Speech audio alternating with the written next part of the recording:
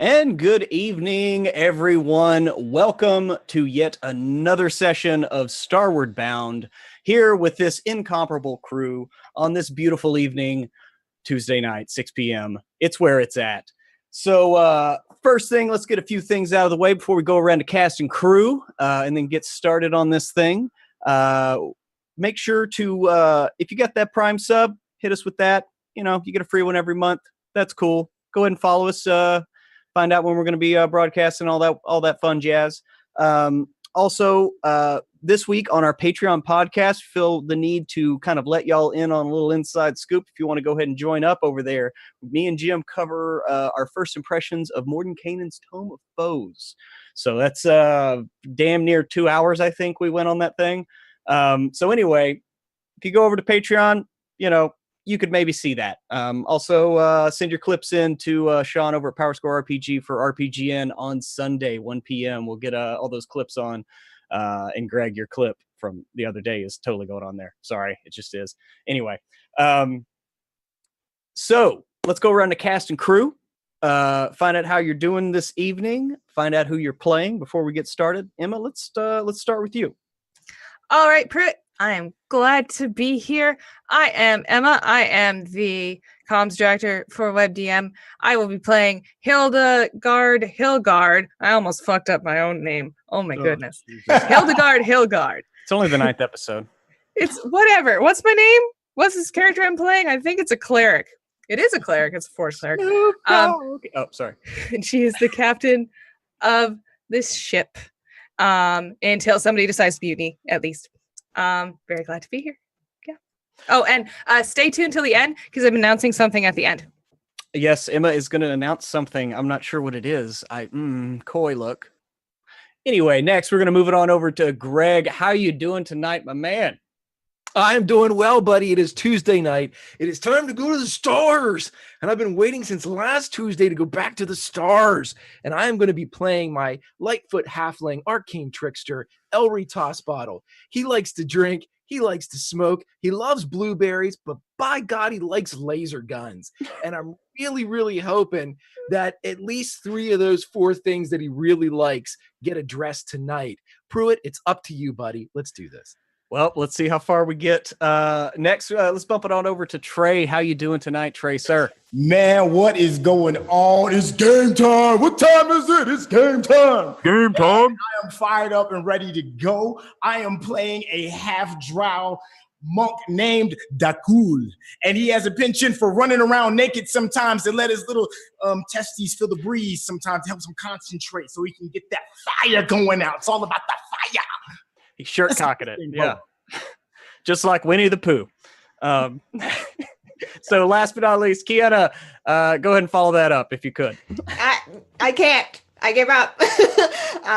No, it's been a long day, but knowing that I'm coming here, going to fucking space with this crew just got me through. So I am here and I'm so fucking ready to go to space and deal with some fucking ears and all that fun stuff. And also maybe have my character go through an existential crisis. Who knows? Speaking of which, I am playing E44, our favorite robot, Warforged Barbarian of the Storm Herald. And, you know, maybe have an existential crisis. Who knows? If you're searching for humanity, E44 might have found it, because I think that's pretty much the way we all live.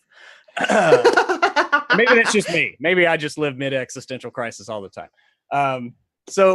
Yes. So let's have a little bit of recap. I'm going to do it a little bit differently this week. As the scene pulls in on the first mate's quarters, Templeton Ledbetter, as he's sitting down to write the captain's log. Captain's log. We're a day out of Keeper Station. Took on 10 new crew. Sorted a lot of the regular refuse. I can't even read my own writing. I bet 4 of them won't last 6 months. Maybe 5. Need to reaffirm positions on the ship with the captain. Make sure everybody's where they should be. We're en route to the Sumerian descent on Neros 1. I'm not looking forward to seeing Took again. Son of a bitch. Anyway, that'll do it for right now. Templeton Ledbetter out. And at that, Captain Hildegard, Templeton Ledbetter gives you a knock on your door. All right. Captain? Ledbetter, nice to see you. You being the captain and all, we hadn't done this yet, but need to make it official. I need to go through, decide who goes where, or if, who's in the position now is okay. All right. Yes, delegating. That's I'm the captain, so we will do that. Yes. All right. Well, I'm the first mate, unless you want someone else. Absolutely not, Ledbetter. I value what you have to offer, and I couldn't imagine doing this without you. All right. Hey, Monk. All right, we need to check the sailing master. Right now, it's kind of Xander Cerrone by default because he's the main pilot. Mm-hmm. We did just take on that new girl. What's her name? Solistra. Yeah, I don't like her. No? What's not to like? Well, she's a Yanti for one. I'm not one for their kind. Oh. You might want to watch your little pets around them. Oh, I trust her not to do that. Besides, we got Castor taking care of Hamilton 2 and Hellion, don't we? Yeah, we got him on that. Yeah, sure. Yeah. I mean, I can add that to the official list if you'd like. I think that would be good, at least for Hamilton 2. Need some help there. Oh my fucking god. Okay, and so as y'all begin going through the process of assigning the bosun and the carpenter, we're gonna move on over to what's Elry up to at this moment? A day out of Keeper Station. Well, now that they're a full day removed from Keeper Station, as again they have returned to the darkness of the expanse and the boredom, and there's only so much that you can swing on rigging and practice with the gravity and things like that. Yeah. So Elry would do what he does best, and that is begin to bug the shit out of Celestra. So if she is new, she is unique in that she is a Yanti. Yes. And so anytime she steps upon the boards of the upper part of the Rose, he is going to swing from somewhere and just land beside her and just be walking as if he had been going that way the entire time and be like, oh, where are we going this time?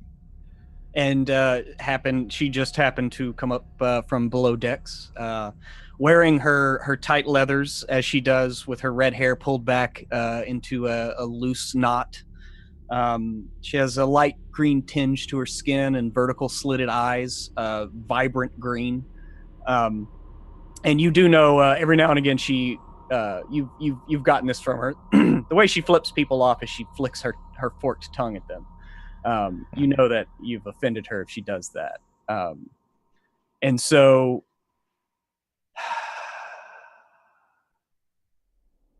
and she turns and looks at you. Greetings, Elry. How are you? I'm doing great. What are you doing? You doing something fun? You walking around, or yes. Can we show you something, or? I was just taking a stroll on the deck. I like to be among the stars. We could in quiet. Okay, well, I tell you what. I respect your need for solitude. So what I will do is I will walk in the opposite direction, and whenever we cross, we'll just high five or something, and then high five when we cross again. And if it will get you walking in the opposite direction, yes, that sounds great. That was sort of mean, but I can take it because I have a lot of confidence. This is obvious. That's why I was so mean. Because I know you can take it. I can. I can. I've taken it from the best up. Wait. Yes. And she just kind of flicks her tongue out and turns around and starts walking away. Elry will flick his tongue out and go in the opposite direction.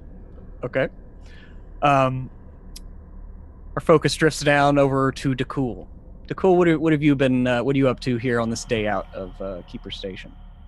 Well, apparently it is come to my knowledge that it is a not good thing, almost a personal shunning, to walk around free. So I've decided to stay to my cabins and meditate, while teaching my furry friend Hellion the proper methods of rolling a blunt, or in this case, a cigarette with my special herbs. His hands are perfectly curved and small enough to have the perfect amount of herbs. Okay. And the circumference to make a master pool. He has not mastered it yet. Okay. So you're trying to teach your hamster to roll a spliff. Okay. Give me an animal handling check. As I'm currently having a animal handling check too. 13. A 13. Okay. You manage to teach him, like when you motion towards your herbs, like he knows what the herbs are and he knows what the paper is, but he just starts trying to eat both. So you have advanced this far in the brief time that, but you do know, when you point one out, he goes to one or the other depending on what you show. Excellent. All in due time, my furry friend. You are earning your passage. Okay. And so you continue to teach him in this weird cosmic Skinner box-esque experiment here. And we'll move over to E404. What's E been doing since her what would E call it? Her happening. Yeah, E is near. I'm trying to get as much solitude as possible. Mm-hmm. They haven't been hanging out in Hilda's cabin at all, okay. Which is a little unusual. Haven't really gone to help out other people. They are just kind of chilling near the front of the ship, looking out. So you're chilling at the front of the ship when, after a few moments, the new helmsman, Celestra, strolls up quietly and kind of takes a place not right next to you, but near the front of the ship alongside you. E kind of looks over, doesn't really say anything, and just keeps looking out at the stars. She turns to meet your gaze and kind of gives a brief nod and turns back, and looks like she's maybe seeking the same thing that you are. It's also about time. Oh, sorry. Oh no. E just kind of lets that happen and kind of observing her. They've never seen a Monty before, but yeah. I mean, it. I don't want to say it's a shameless ripoff of Gamora, but red hair, slightly green tinged skin. Yeah. But okay. I mean, since she's been on, she's been the object of many stares. She's quite attractive, but she looks at. You notice that everyone looks at her, but hardly anyone talks to her, and she has kind of a blank look. It's you find humans to read, for the most part, humanoids, excuse me, but she's a little bit harder to read than most humanoids. She has what everyone else would call a really good poker face. All right. Yeah. But she looks. They definitely take note of that. Yeah, but she's just standing up there, just kind of like every now and again closing her eyes, like almost feeling like an imaginary breeze. And it's about this time that from under the front side of the ship, Elry comes walking up and has now walked around the entirety of the ship. As he promised he would, he'd walk in the opposite direction. and he's now come up and over the railing. He passes by Celestra, and as he passes by, he just mutters, "Oh, we're going to stop. We're just going to stop in a minute." Okay. And he goes over, and E404, they would feel him climbing up as he gets into purchase and just puts his hands on top of their head and just looks out. And he says, you haven't been up here a whole lot. What you looking at? I am observing the vortex. It is not a sight I have seen much of. We need to address certain things, E. I understand you like to look at things you've never seen before, but this hasn't changed for hours. It looks the exact same. Then you aren't looking close enough. I mean, we have approached that cluster of spheres about 600 meters within the last minute. Why don't we do something else? You wanna swing?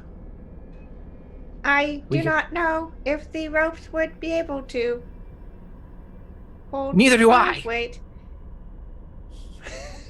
But I'm bored.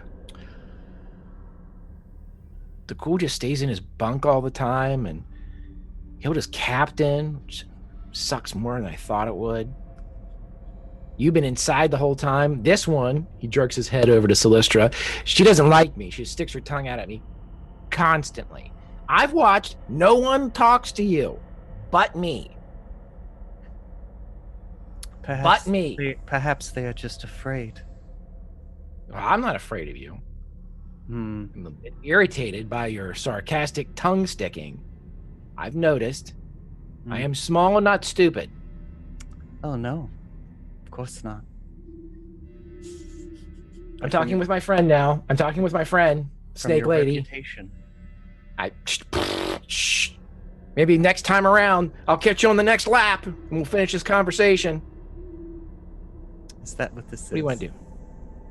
No. Let's do something, E. I do not know what to do. You are usually the ones with ideas.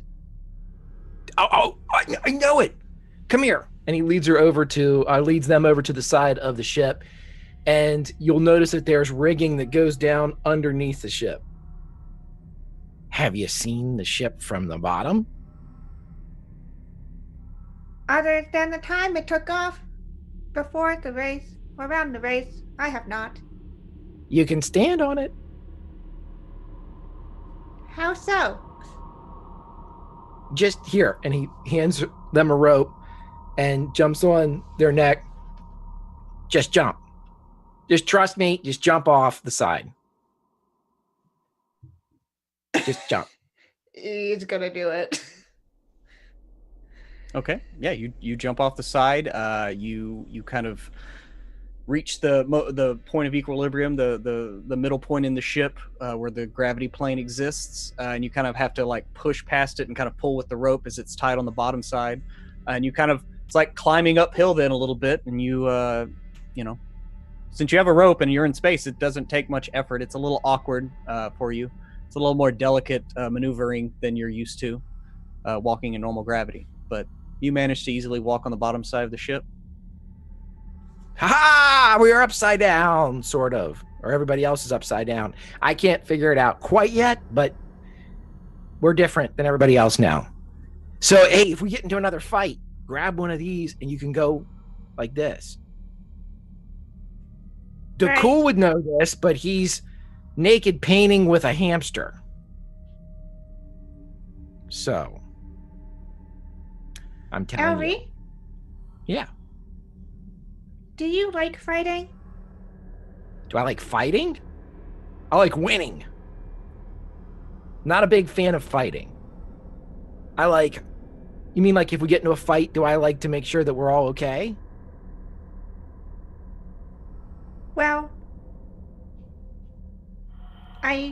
mean, yes, that would be suitable. It would be unfortunate if any of you got hurt, but I don't know. I don't know if I like fighting much, Elry.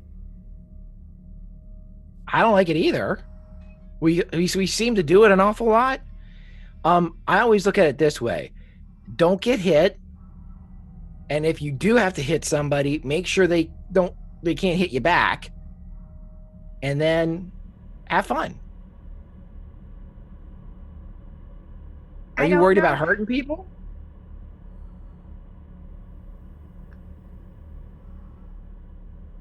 Maybe. I don't know what I fight like.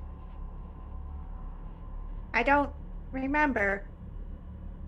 The files are always corrupted afterwards.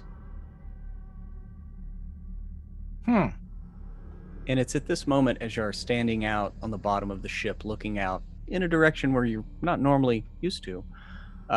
In the distance, Elry, you catch the distinct shape in the distance, some ways, of a ship. It looks off somehow, like it's a ship shape, but it's not the right, the proper shape. But it's definitely a ship. You can see sails, but there's something off about it. And do you see that, E? Yeah, could E take a better look at it? Yeah, just, go ahead and give me a perception check. Cool. That's a dirty 20. Dirty 20? Yeah, E, you kind of, your eyes kind of, and, yeah, you can tell that is a ship, and the sails are like torn and kind of slack. They aren't like, full like they normally are while they're in transit. It appears to be damaged in some form. Elry's eyes get wide. Oh, salvage. How would it be salvaged if there was possibly a crew already on it? Hey, fingers crossed. Salvage. Should we go inform Hilda and the others? Yes. Okay. And hey, they'll hold themselves back up, and as they get back to the top, E will go, I liked being upside down or right side up. Orientation is relative. And that is exactly what Elry was going to say to E as they came back around. Elry was going to say, so whenever you're worried about a fight not remembering things, remember, I'll tell you what happened. It's all different. It's all perspective. They were upside down or we were upside down, but we see the same things just differently. So I'll help you out. You're my best friend. You're my best friend too, Elry. Awesome. Now let's go get some salvage. Okay. So y'all, I head to, or do you just call out? I mean, how do y'all inform the crew or captain?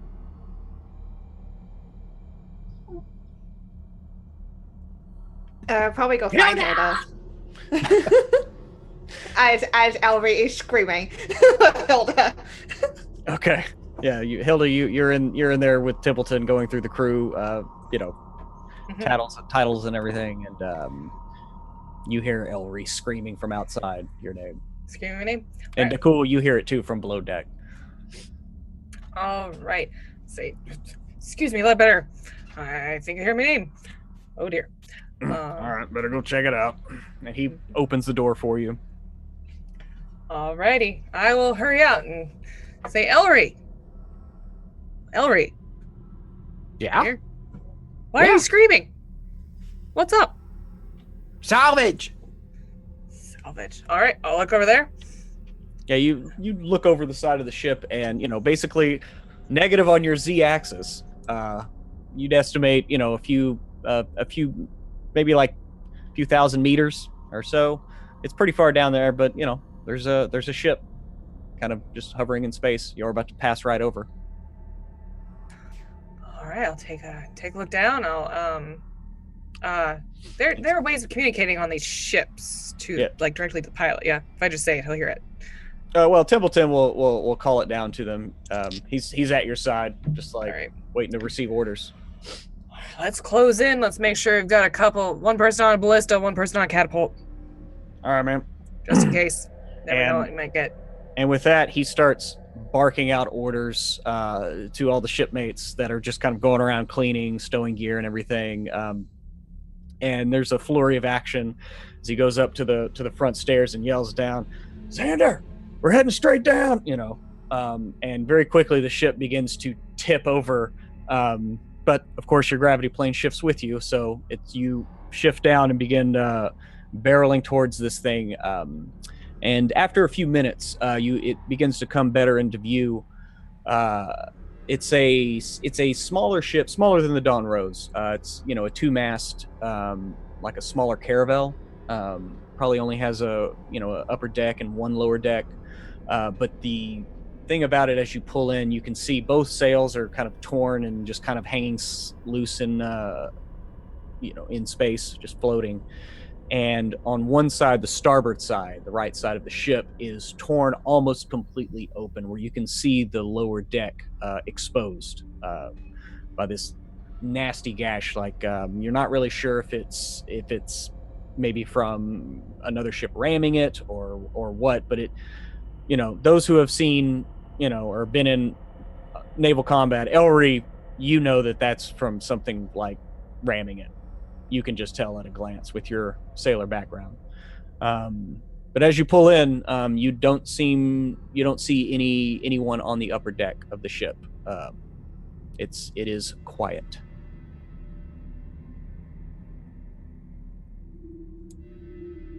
Well, Dakul just comes to the deck and he notices that everyone is gone. He sees over and he sees the ship across and he's like, "What in all of God's glory is happening?" And he moves over to the rest of his crewmates. Of course, archer in hand, he has his bow upon him. Okay.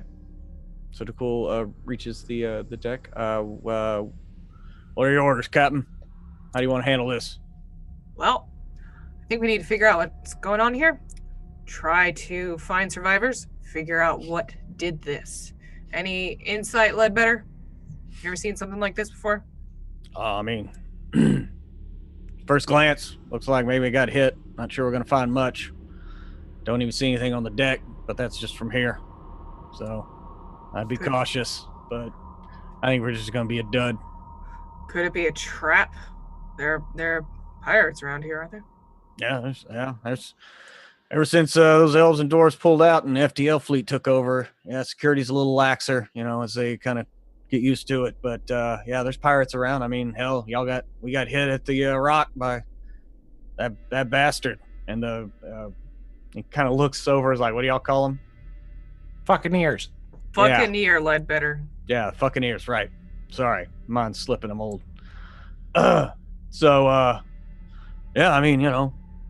Could be a trap. More than likely, it's a dud, but that's just me.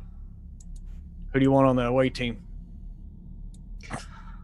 Well, Ellery, it seems like a good job for you. I picked you randomly. Yes. And I think we could use your deduction skills. And cool. Always need another fighter. Never know what we might see. Might learn something. Might get something to paint. And to be honest, Ledbetter, I kind of want to go. I do. Captain, I can't stop you. I can only advise against it. You're the captain. I mean, I'd rather you send me. I mean, I'm old. I'd probably just delegate to Cull, but I think he's asleep still. Yeah, he's working out something pretty. pretty deep right now. Yeah, and he kind of looks at E and he's like, I bet he is. And he's pretty much been like, he's been sleeping off the beating that E gave him, like, since y'all left. And the night of revelry after. But anyway. I need a breath of fresh air. We've been talking about what people should be doing and how they should be working and all this stuff. And really, I think we should just let them do whatever the hell they want, but I understand I can't do it. I don't know. I just need a little exploring. Breath of fresh air, that's right. And you see him kind of sniffing as y'all kind of get a little bit closer, and you realize that it's where the air pockets of the ship kind of meet. And the air doesn't get any staler. Like, it's still fresh air. You know that much at least. So this has only been here maybe, the size of this ship, its air pockets probably stays fresh for about 2 to 3 weeks. So he just kind of, he's like, points that out, like, yep, still fresh air. So fresh. All right, we'll proceed cautiously, everybody. All right, well, I'll have the boys ready. You just want to throw over some ropes, or you just want to jump for it? Let me at least throw a rope over for you, Captain. Yeah, I'd like a rope. The rest of you can do whatever you want. Yeah, he goes over and he orders a couple of the grunts on. It's some of the new crew. It's his name. He goes by Smart Gene, because there's also a Tall Gene. Is there Dumb Gene? No, there's a Eugene, a Tall Gene, and a Smart Gene. No relation, but it's Smart Gene, and so he's a dwarf. His brother is Hoban, who's he's kind of a nature-y type dwarf. He's the one that Elry probably has gotten to know already. He makes a most beautiful concoction that smells of blueberries, and yeah. So Hoban's going to be your new friend, Elry, just in case you don't know that already. But yeah, Smart Gene, he picks up a rope with a hook on it, and smartly throws it over and catches the railing. And they kind of pull the ships just a little bit, but it's only about a 10-foot gap, and you have a rope there to guide. Like, well, be careful, Captain. Call first sign of trouble. We'll back off a little bit so we can actually cover you with these ballistas. Dakul will leap across the gap. Okay. And yeah, it doesn't even require a roll. I mean, it's only, like I said, it's only like 10 feet you're apart. And so everybody can hop over and land on the upper deck of the ship. Maybe we should check the captain's log to see what the last entry was before this travesty happened. Okay. So, like I said, it's just clear deck. Looking around, you don't see any bodies, anything like that. To your left is the door to the captain's chambers. Heading in there, it looks like you walk in, and there is a desk there with some writing utensils, some papers on it. There's also like an armoire in the back that has been opened. Looks like some clothes have been pulled out.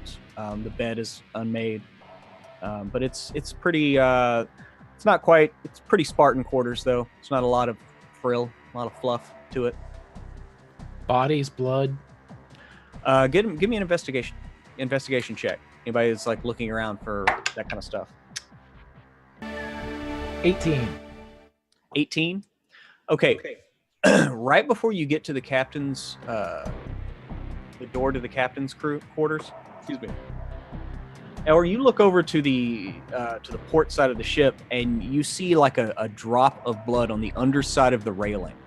And going over to it, you like run your hand, and there's blood on the underside, but you can see on the outside of it, it's clean. It's been cleaned away.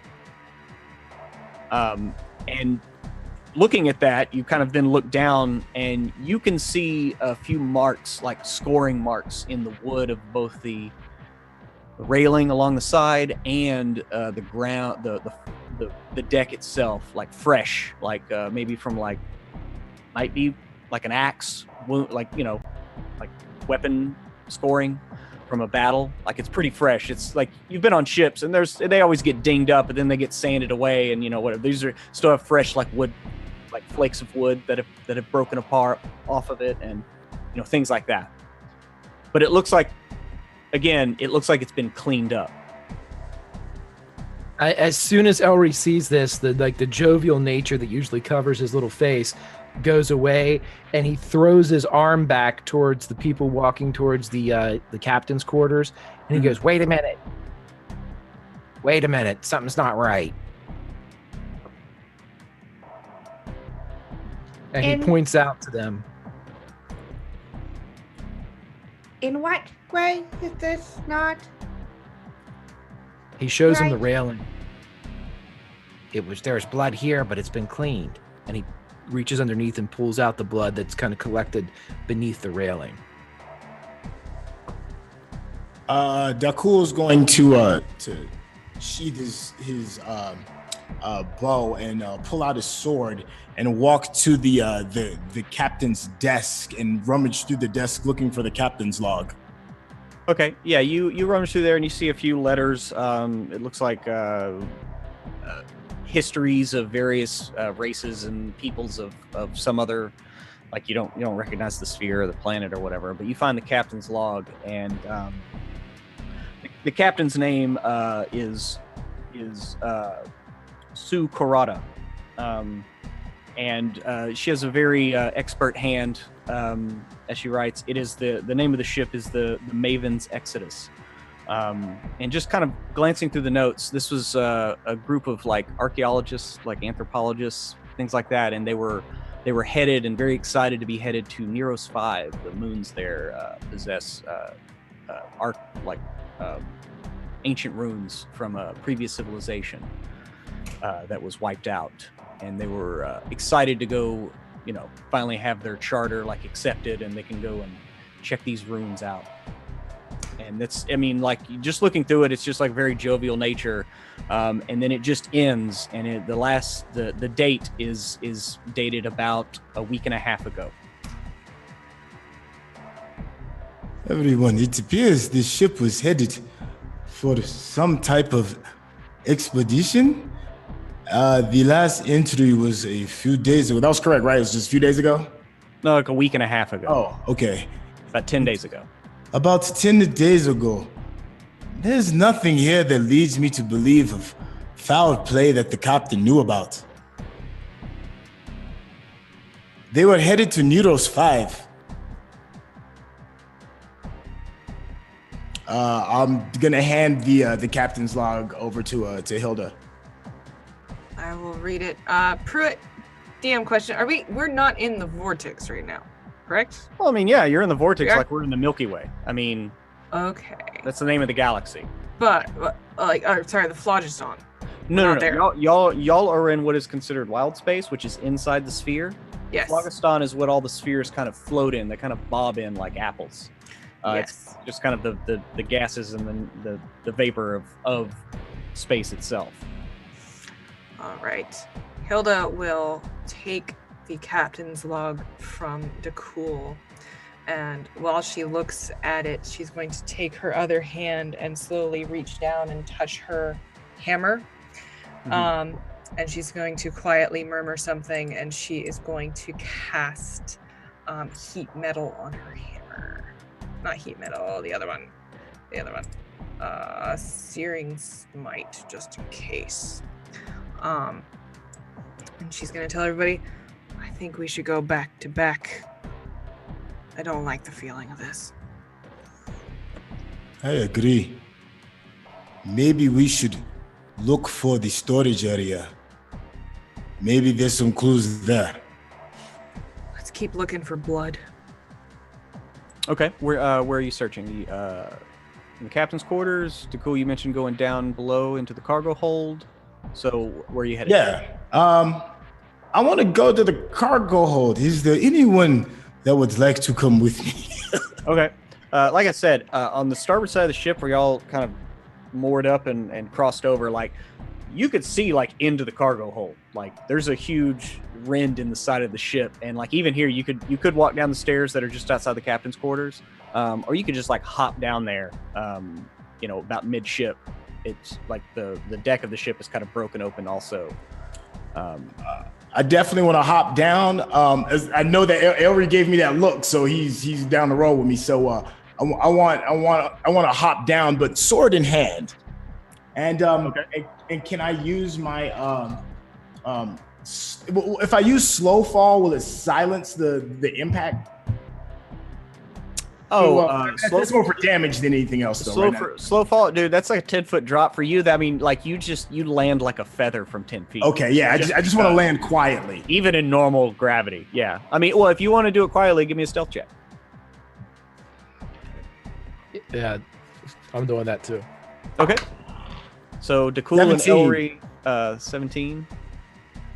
Dirty 20. Dirty 20. So Dakul and Elry quietly trek over to the rend in the ship, and just they disappear from sight, and there's no noise, no nothing, as they, like feathers on a down bed, just come to rest. And you are in a sizable cargo hold. Like I said, the ship is about probably like 30% smaller than the Dawn Rose. You're about 120 feet long. This one's only about 80 at its most. That's about anyway, it doesn't matter.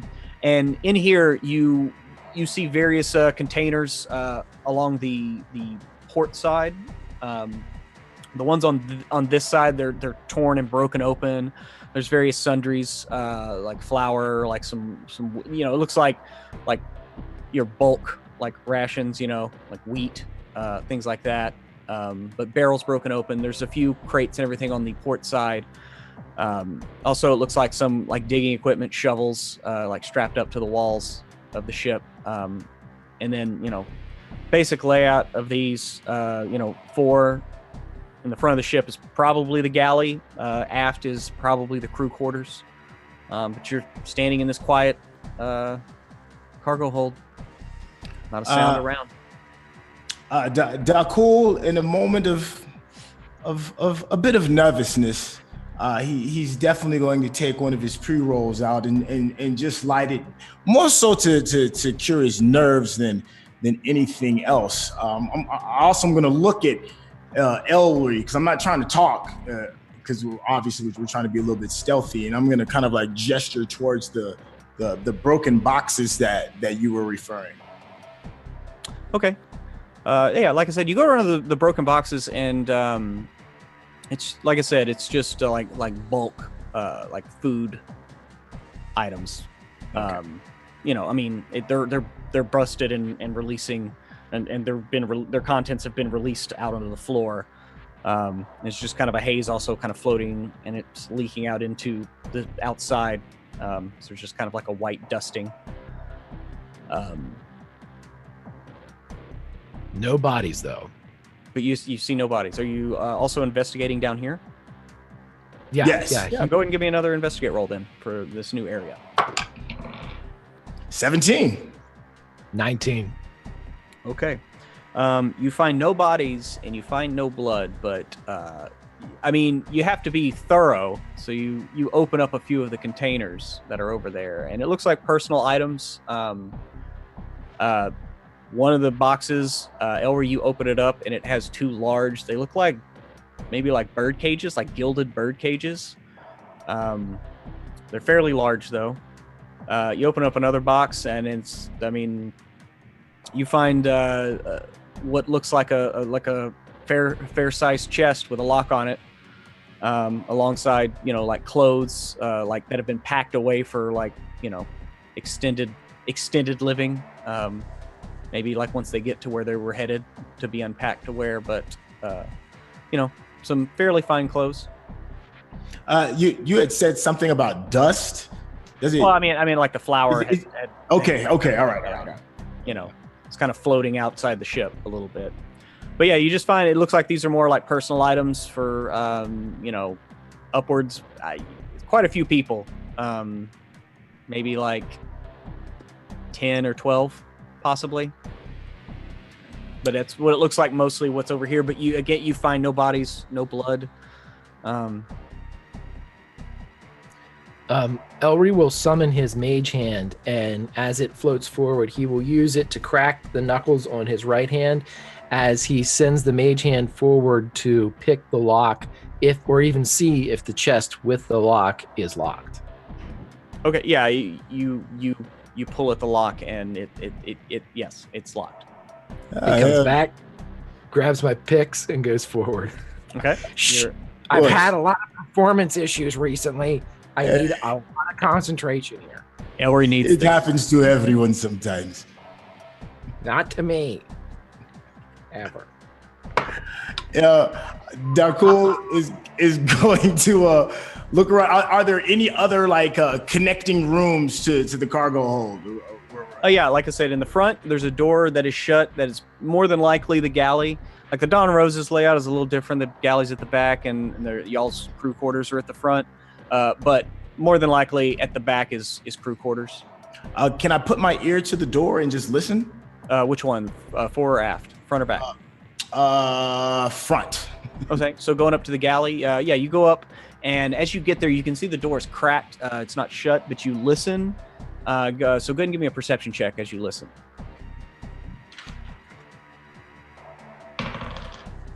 18. 18? Yeah. You're not sure. You think you might hear like an exhale,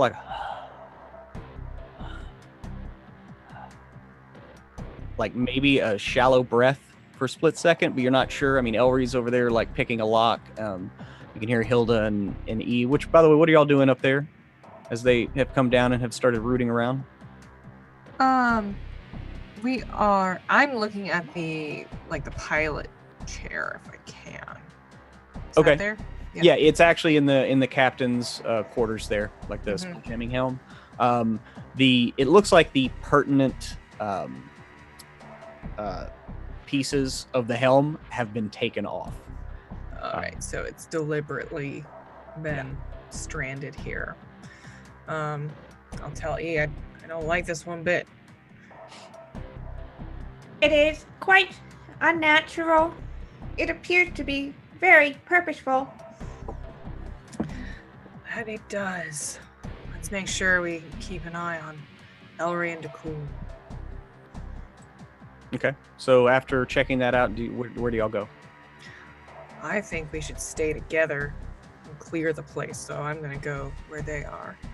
Okay, so you're heading back. You're heading over. Are you going to go the stairs or go the way, like jump down into the...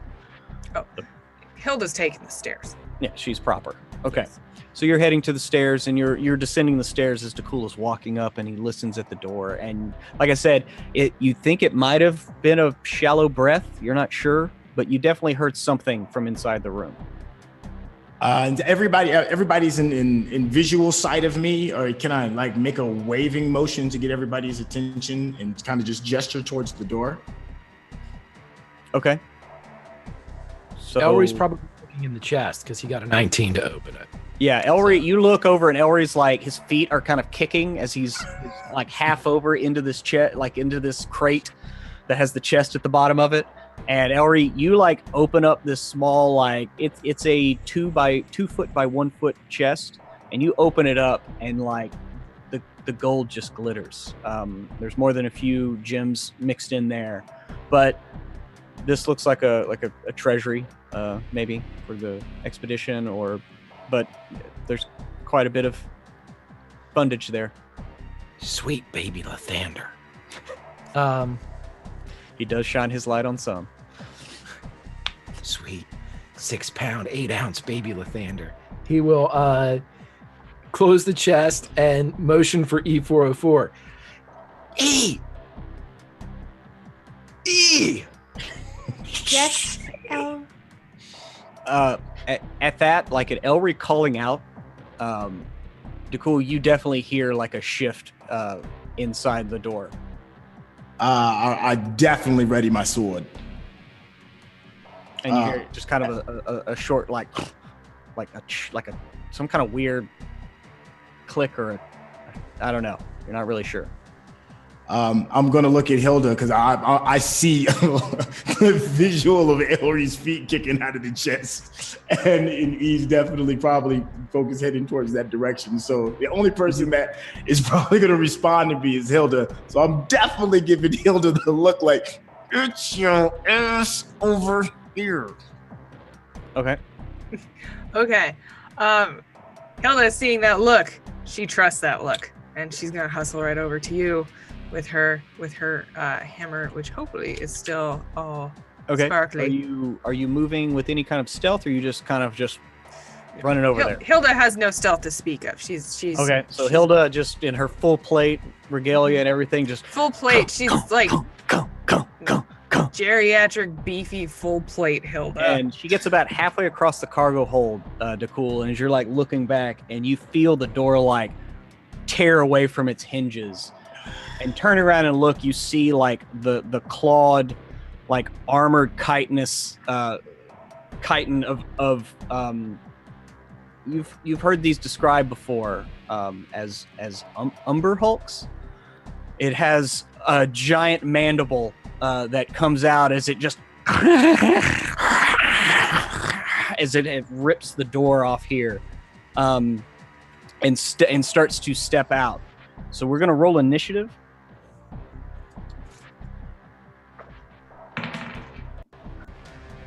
Hilda got a 6. Got a 22. Wow. I got a 13. 15.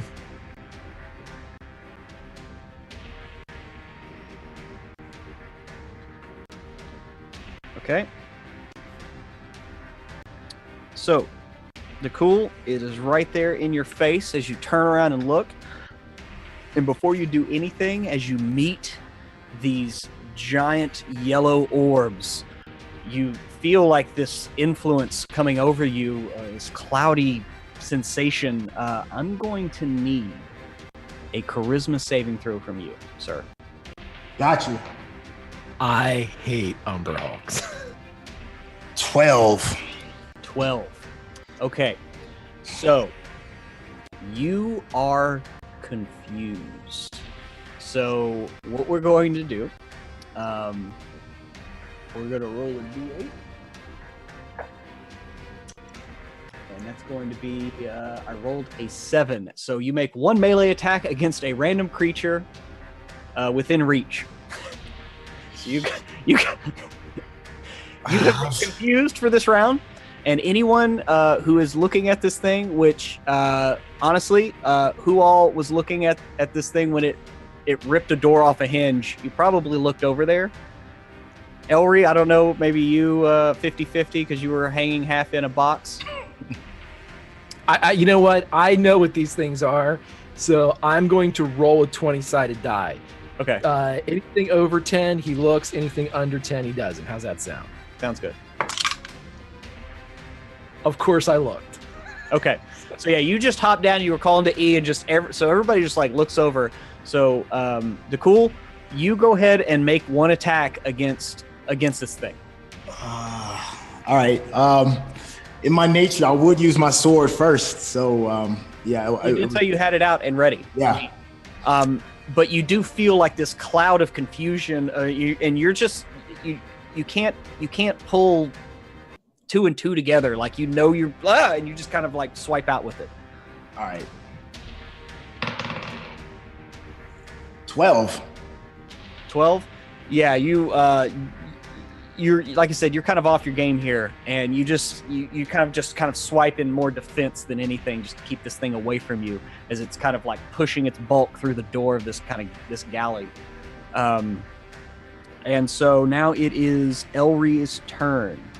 Elry, go ahead and give me a charisma saving throw. Ooh, that is a 17 plus 3 for 20. A 20. You start to feel this haze, but you're like, I mean, you've done the craziest shit blackout drunk. So like this haze, you're like, oh, I smoked that one time, and you shake it off.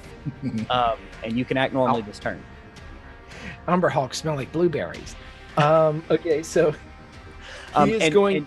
And I'm sorry, before you act, one thing you do notice is on this thing's forehead, it has a mark that looks like a square with a red circle in the middle of it, I'm not sure if it's a brand or it's painted on, but it's a perfect square with a circle meeting all four sides that is full red. Sorry, continue.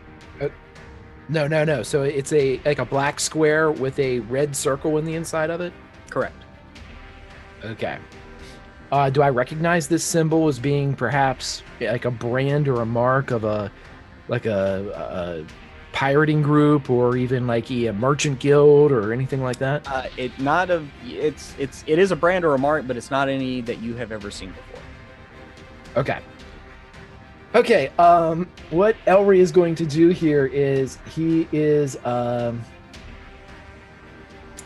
going to try to attack this, and since I have succeeded in my initial overcoming of it, I can attack while looking at it, correct? So I don't have to roll disadvantage? Correct. Okay. So I'm going to go forward, and Hilda and Dakul are within attack range of this bad boy, right? I would say Hilda was on her way over there. She's still probably about 10 feet back, but Dakul, I mean, he did take a swipe at this. He's in melee with it, and he is an ally. Yeah, so Elry's going to run over, not knowing what Dakul has happened to him, as I'm not going to meta pigeon anything here. He runs over and attacks, which is a 17 plus it's a 24. That's going to hit. 23, ladies and gentlemen. So that is with the rapier. That's 8 plus... Oh my God, double ones. So that is 10. That burns, doesn't it?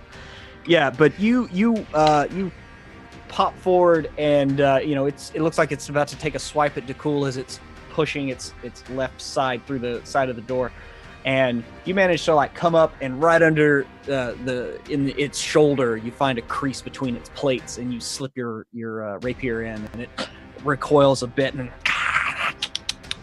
clacks its mandibles, and but it turns its gaze fully at you angrily, since your blade found purchase. And then as it turns to gaze at Elry fully, it has the perfect view of his ass as he is running away using the disengage action from his bonus action and going as far away as he can and up the steps, if at all possible, to get out of range. I am getting as far away from this thing as my little legs can take me. Okay. So that is that's Elry's turn. So now we'll move on to E. E, you're right, kind of at the edge of its range.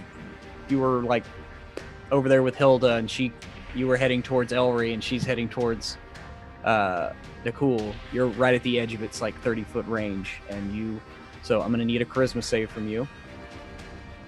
Great! Each greatest strength, charisma. That's an 11. An 11? Okay.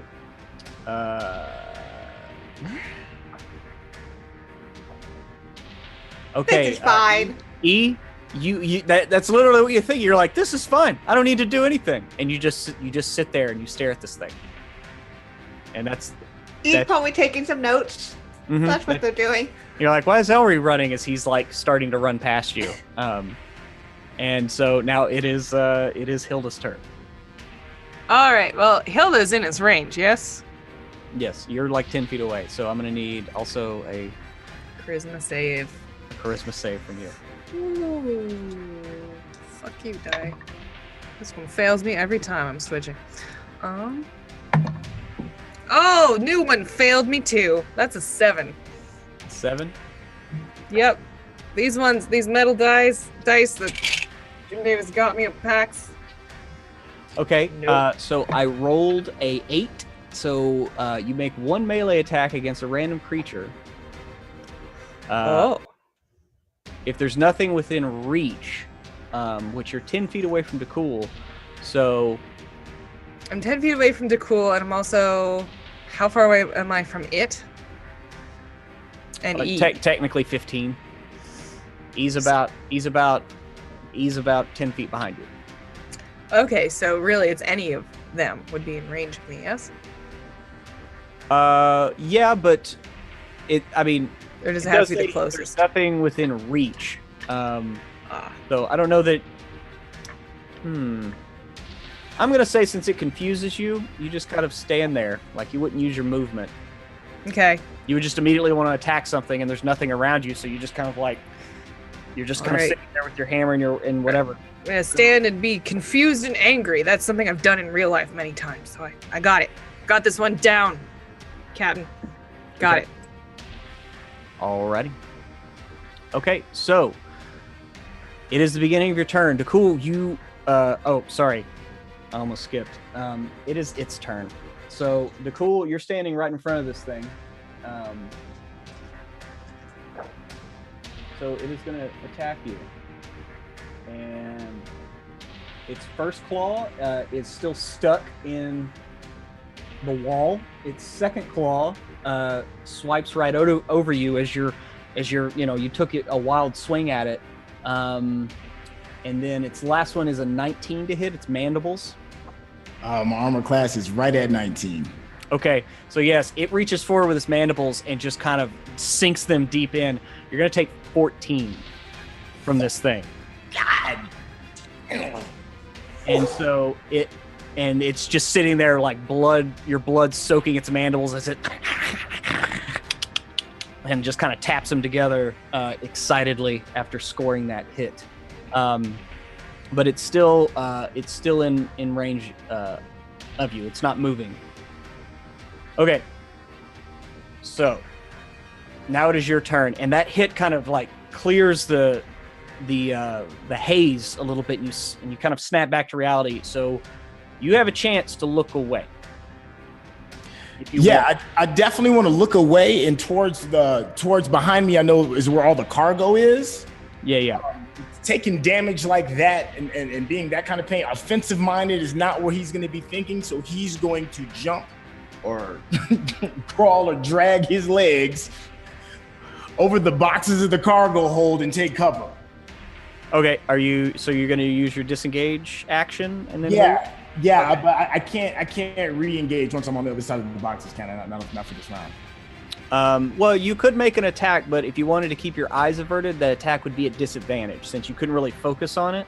So Right. you could still attack, but it would be at disadvantage. So, I mean, if you wanted to, you would have to use your key point to do a disengage as a bonus. You could move and then make a ranged attack if you wanted. Yeah, that's exactly what I want to do. Yeah. Okay. So yeah, you kind of snap out of it, look away, knock his mandibles away, and then move back to the nearest boxes. And you're making an attack with what? Your crossbow, darts? Longbow. Longbow? Oh, okay. Yeah, you can pull your longbow out while you're moving. Okay.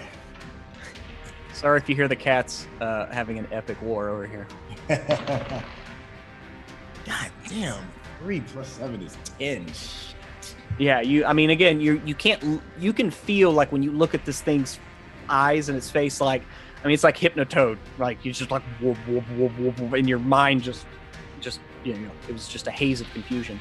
So yeah, you managed to move just out of its range with your monk's movement and shoot a shot, and it goes wide and slams into the wall. It is now Elry's turn. Elry, your back is to it. You are now, like, if you look out the side of the ship, the hole that's been torn in the side of the ship, I mean, you can see the Dawn Rose right there, like 30 feet off the ship.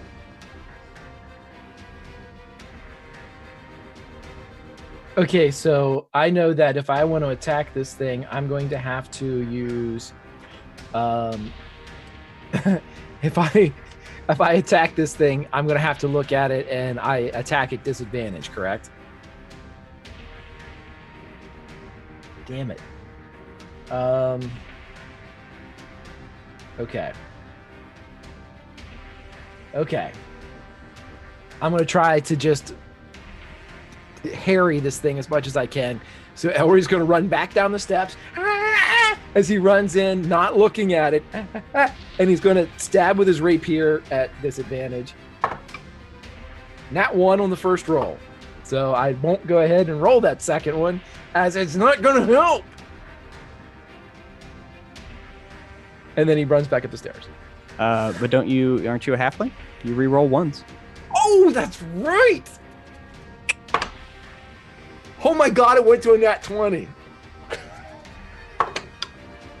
And a 6. 6 plus 12. 12? Nope. Okay, so he goes, ah! And then he runs back up. You know what? Am I allowed to do this as with the disadvantage roll? Am I allowed to use a luck point on the second disadvantage roll?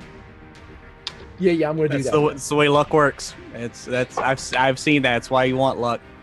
18 is much better than 6. And 18 just does it. You once again, you managed to find a small crease in its abdomen, and this is a true David versus Goliath. As Elry has stabbed this thing twice now. Okay, that's 12 on the rapier. And sneak attack. 5. Problem is there's no... Dakul moved out of melee, so you're up there by yourself. Okay, so that would just be 12. Just 12. Okay. And then he's going to bonus disengage and run back up the steps. Okay, and you run back out. Are you... Probably a little cooler than that, but not too much. Is anybody... Did Dakul or Elry all alerting the Dawn Rose at all? Or... Go ahead. I was just going to say through the whole, Elry would scream over, "Snake Girl! Ledbetter! There's a big beetle! A big one!" And you see like people on the deck like looking like a beetle. Oh. And you see Ledbetter snapping too, and guys they're like pulling up the ballista, and the ship is you see the person run over to the rope and start pulling the ship back closer to the I forgot the name of the ship that you're on, the Maven's Exodus. So kind of bringing it a little bit closer on side, and like you can see Elry from where you're at, like the ballista has been raised up and is just like, you see it just like pointed into the hole in the side of the ship. So that's the end of Elry's turn. So next is E404. So the haze kind of like clears, and E. What do you do? Do you continue to look away, or do you look away from this thing as you kind of gain your senses for a second? Probably yes. Okay.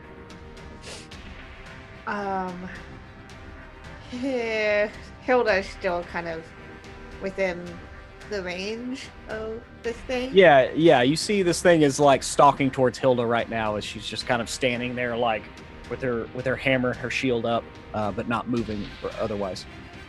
Cool. He actually wants to grab Hilda and run. Okay. So averting your eyes, you're going to run up there and grab Hilda, and so she's about 10 feet away. Okay. Move 10 feet and then grab her. I don't know if Hilda would resist that. Is she still confused? You're just kind of confused, but it specifically says you don't take reactions, so it's not like you were going to hit someone and you just hit the first person that gets near you. So you're just kind of like sitting there, I'm old and confused. Hilda needs a nap. Ledbetter interrupted her nap time. Paperwork. So you move up, and you can move her like half your move, so you can move her 10 feet away from it. Cool. And I'm making it specifically so that my body is between Hilda and... So you're blocking line of sight? Yeah. Okay. Do you do anything with your bonus? No. Okay. All right, so that's the end of your turn. Hilda, it is your turn. As the senility, you've staved it off for just a little bit longer. Oh, thank God. And this wasn't the permanent one. And yeah, you gain your faculties again, and you're staring at E404 square in the chest. All right, I'm gonna look up from E404 and sort of like this. Let's get the fuck out of here. hit it with these catapults. There's a reason we got him. Okay. Yes. So what do you do with your action? I run away. Okay. Double move. So you're double moving. Are you going straight out the crack, right to the Dawn Rose that's like right there, or are you gonna run up the stairs like a proper lady? It's not about being a proper lady. It's about being old, and whether or not she can do it. Although I suppose she has some regality now, so she can't paint her nails and has to wear sleeves or some shit. I don't know. But like, yeah, is it gonna require a big jump to go through the hole? I mean, it would require a jump. It is moving closer to you, but yeah, you would take an athletics check if you wanted to try to clear it. I'll try it. Why not? That'd be funny. You got about 10 feet to the edge there. It before it starts, the floor kind of breaks away. All right. I'm gonna do that. Hopefully. All right, give me an athletics roll. 15. 15? Okay. All right. Yeah, you run, and with all the grace of a 350, 75? Something like that. Yeah. Not a day over. You don't look a day over 300, but with all the grace of a 350-year-old dwarf, Thank you, Prit. in full plate, you jump and and you span the gap and get right to the ledge, and you kind of land with your stomach right over the edge of the Dawn Rose. Awesome. You get your shield and your hammer. You're just to the left of the ballista. If you don't count the gnomish bathhouse, that's the most exhilarating experience she's had in about 80 years. It's all been in 1 week. I know. I mean, you might need to pace yourself. This is her year. Took 375 years, but this is her fucking year. Yeah. Yes. All right. So that's your move. That's my move. I did double. Is that just one move? I thought I did double. Well, you said you double move, but it was about 10 feet to the edge, and the Dawn Rose is about 20 feet away, so that's 30 feet. That's 30 feet. That's a little over my move. Oh, okay. Well, then you pulling yourself up over the railing will be the rest of your move is All right. Well, in that case, then I will yell out to anybody who can hear. Something in there needs to die. Let's wait till everybody gets out, and then ready both catapults, both ballista right now. Okay, yeah, Ledbetter's been screaming, and the ballista on the aft, it doesn't have a good angle, because y'all have the front ballista lined up with the hole here, but it is covering that wrecked side of the ship. The catapult from this range, it would be useless. I mean, even at its lowest setting, it would fly over the ship. But Ledbetter has everyone up on deck, that they have with crossbows in hand, and they're all pointed at the at that hole. And it is its turn, which it comes up stalking behind you, E, as it moves forward and just snapping its little pincers in excitement. And it's going to take a few swipes at you.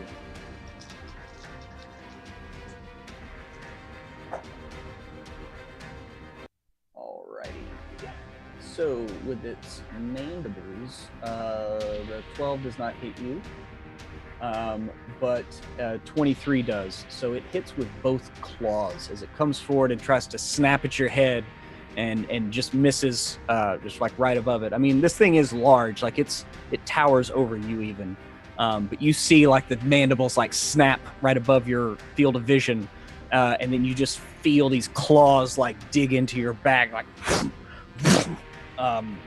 and so you're going to take a total of 18 damage from those two swipes as this thing comes forward, slamming into you. And that also means, as we go to the top of the initiative order, and I'm going to roll initiative for the ship. Okay, so Elry, you and the ship have the same initiative. So everybody on the ship is going to go with you this turn as they're all kind of ready. And you see... Elry, where did you head exactly? He just went down the stairs, attacked, and then retreated back up the stairs to keep himself. between. Gotcha. So yeah, you see everybody readying their bows out there.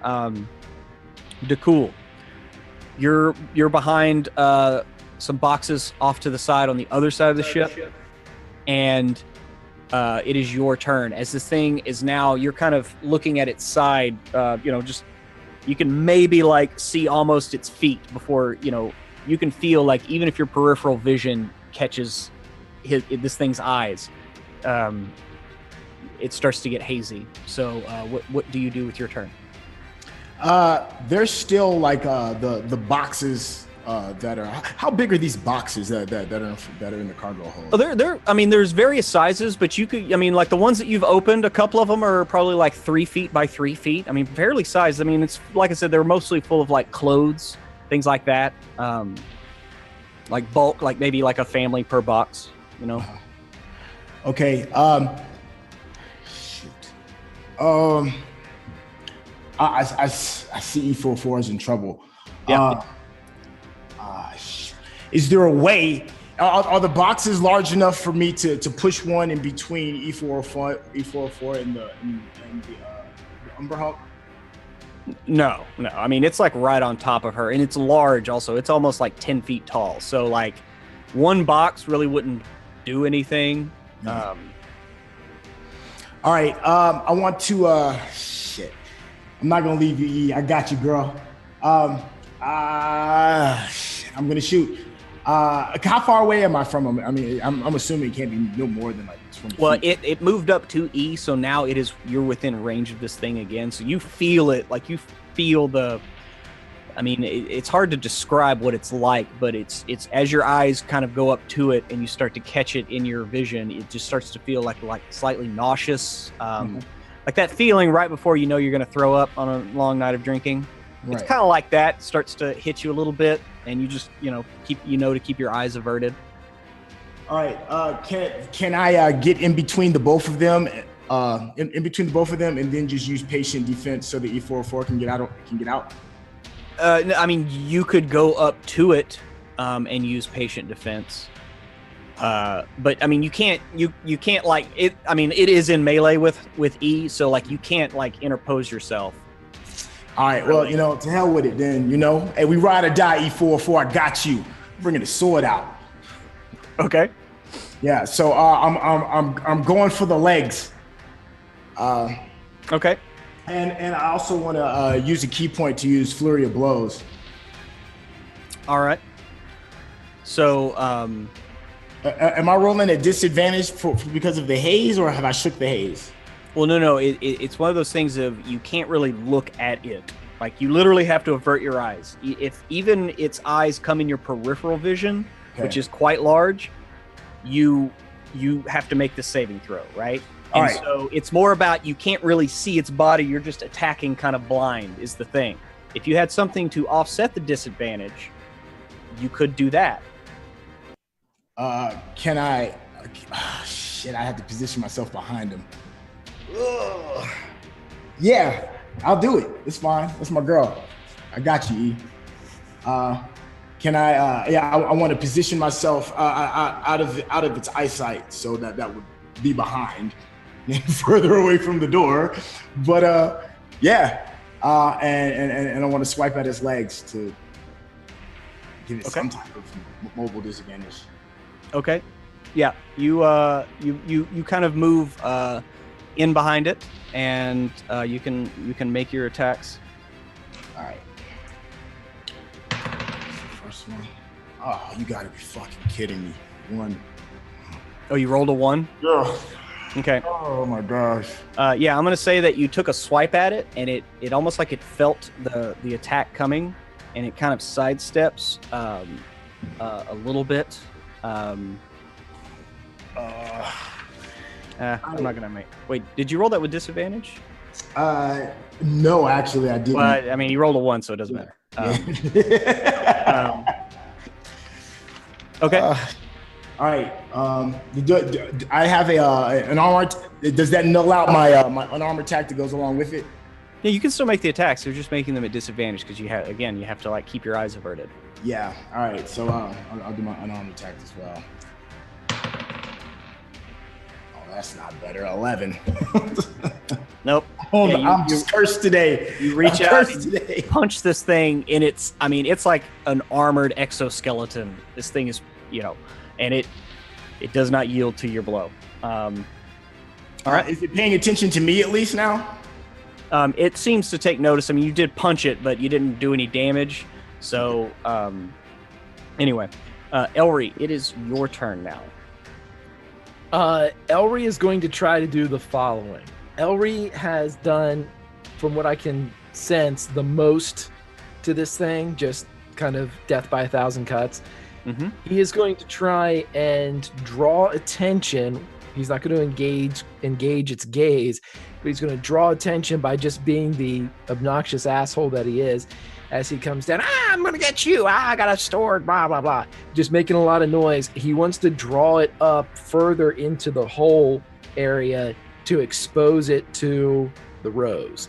So if he can bring this thing up, or so the rose, I don't know how the rose works with an NPC, if it can hold its shot until it sees him come into, or it sees the Umber Hulk come into view. I'm going to go up. I'm going to attack at disadvantage with the rapier just to see if I can cause it to again take notice, then retreat up the steps enough so, come on, big boy. Just trying to bring it further into the range of the rose.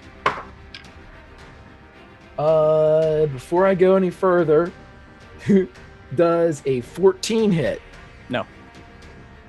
14 I'm going to does not spend hit. another luck point on the first roll of the disadvantage. Does a 16 hit? No, it doesn't. Son of a bitch. Okay. So he dances up, it skitters off the armor on this damn thing, and he backs up, but the whole time he's just yelling and being obnoxious and, hey, oh, come here, oh, you're ugly, I don't even like to look at you, Yeah. So you do that, and it is like shifting because now Dakul's behind it, and you come up from one side, and it was attacking E, and it is stepping like it is in view of the Dawn Rose. You can hear the captain yelling for the ballista to hold because your people are right there. But he does order the archers, those that have their crossbows ready, to fire because this thing is pretty big. So they're like, he's like, fire, damn it, fire!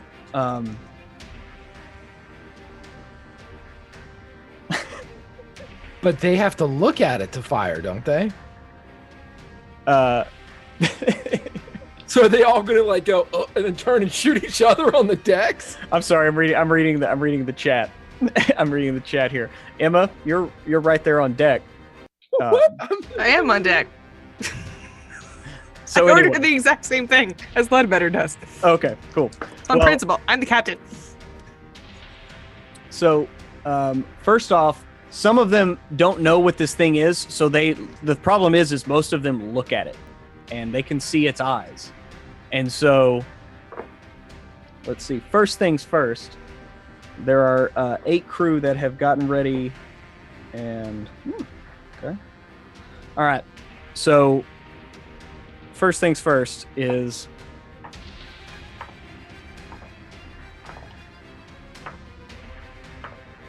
three of the 8 do absolutely nothing. One of them just turns around and walks away from the edge and walks starboard from the port. The other 4 steal their gaze. Solister's one of them. Also, Smart Gene.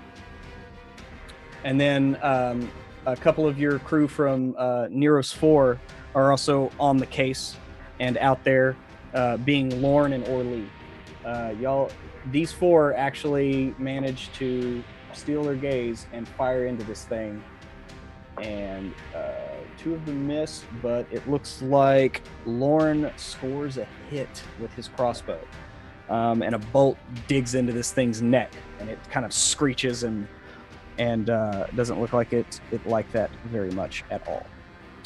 Next in the initiative, and Ledbetter is still looking at the captain and telling the ballista crew to hold. And now, E, it is your turn, as you have now gotten the crap knocked out of you. Yeah, cool. This is fine. So I have 2 of my friends close by. I have Dakul, I know, right up there behind the thing. Yeah, And- you've seen Elry dart in and attack this thing and move out. Okay. God damn it.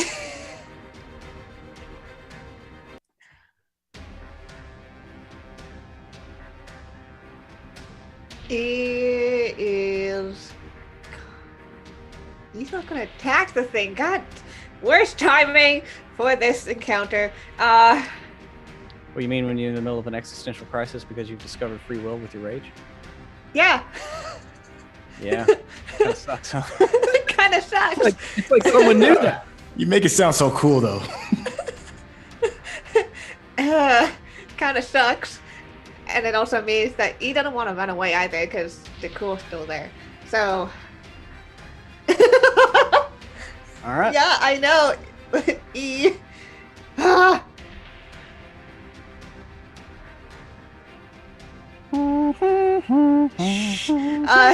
God damn it, Prayer.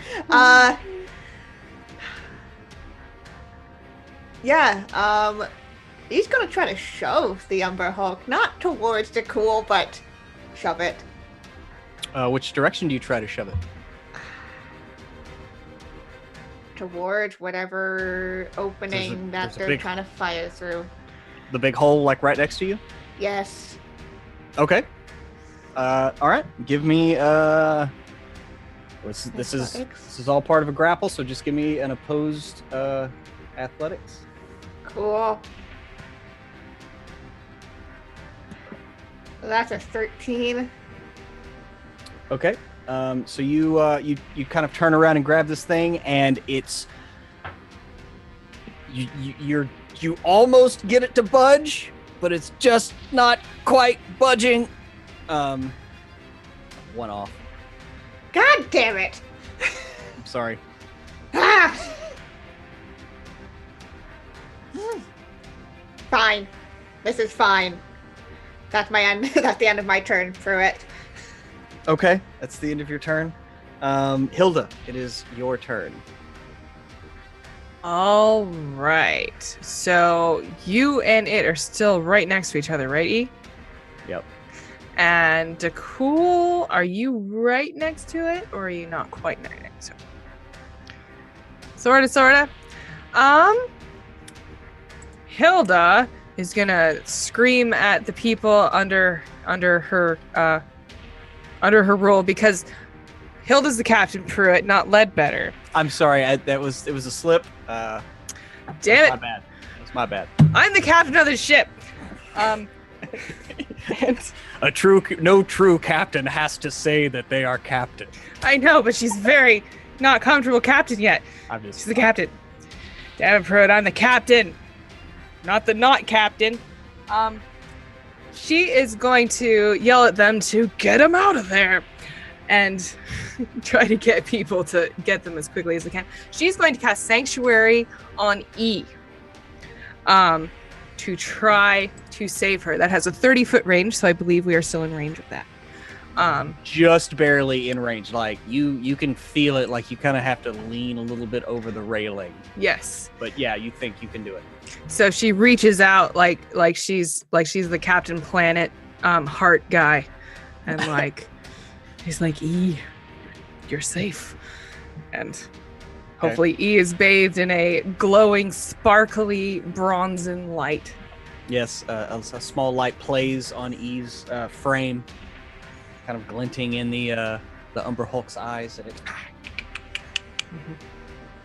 So it'll need to make a DC 13 Wisdom save to attack them.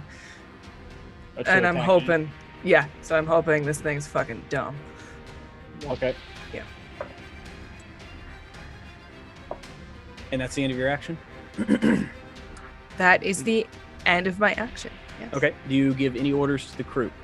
I'm going to give orders to the crew to crossbow men to continue to fire, but don't look at it.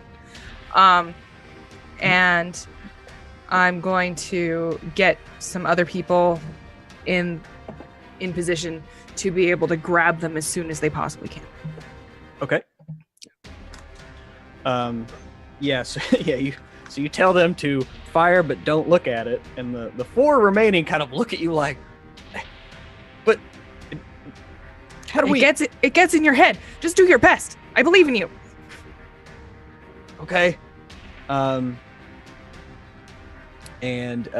that means it is the Umber Hulk's turn, and it rears up to hit E, and just kind of like you see its head kind of like tilt to the side a little bit, and like the light playing off of E's armor or armored shell just kind of glints in its eyes, and it and so it then turns around and swings at Dakul, who's right behind it. So I got like a 26 and a 17 for the 2 swipes of its claws as it turns and rears. It brings its yeah, and then that's a 22 to hit it. So that's going to be a total of of 23 damage as it turns around and swipes across your chest and then reaches forward and bites you again on your shoulder and your side.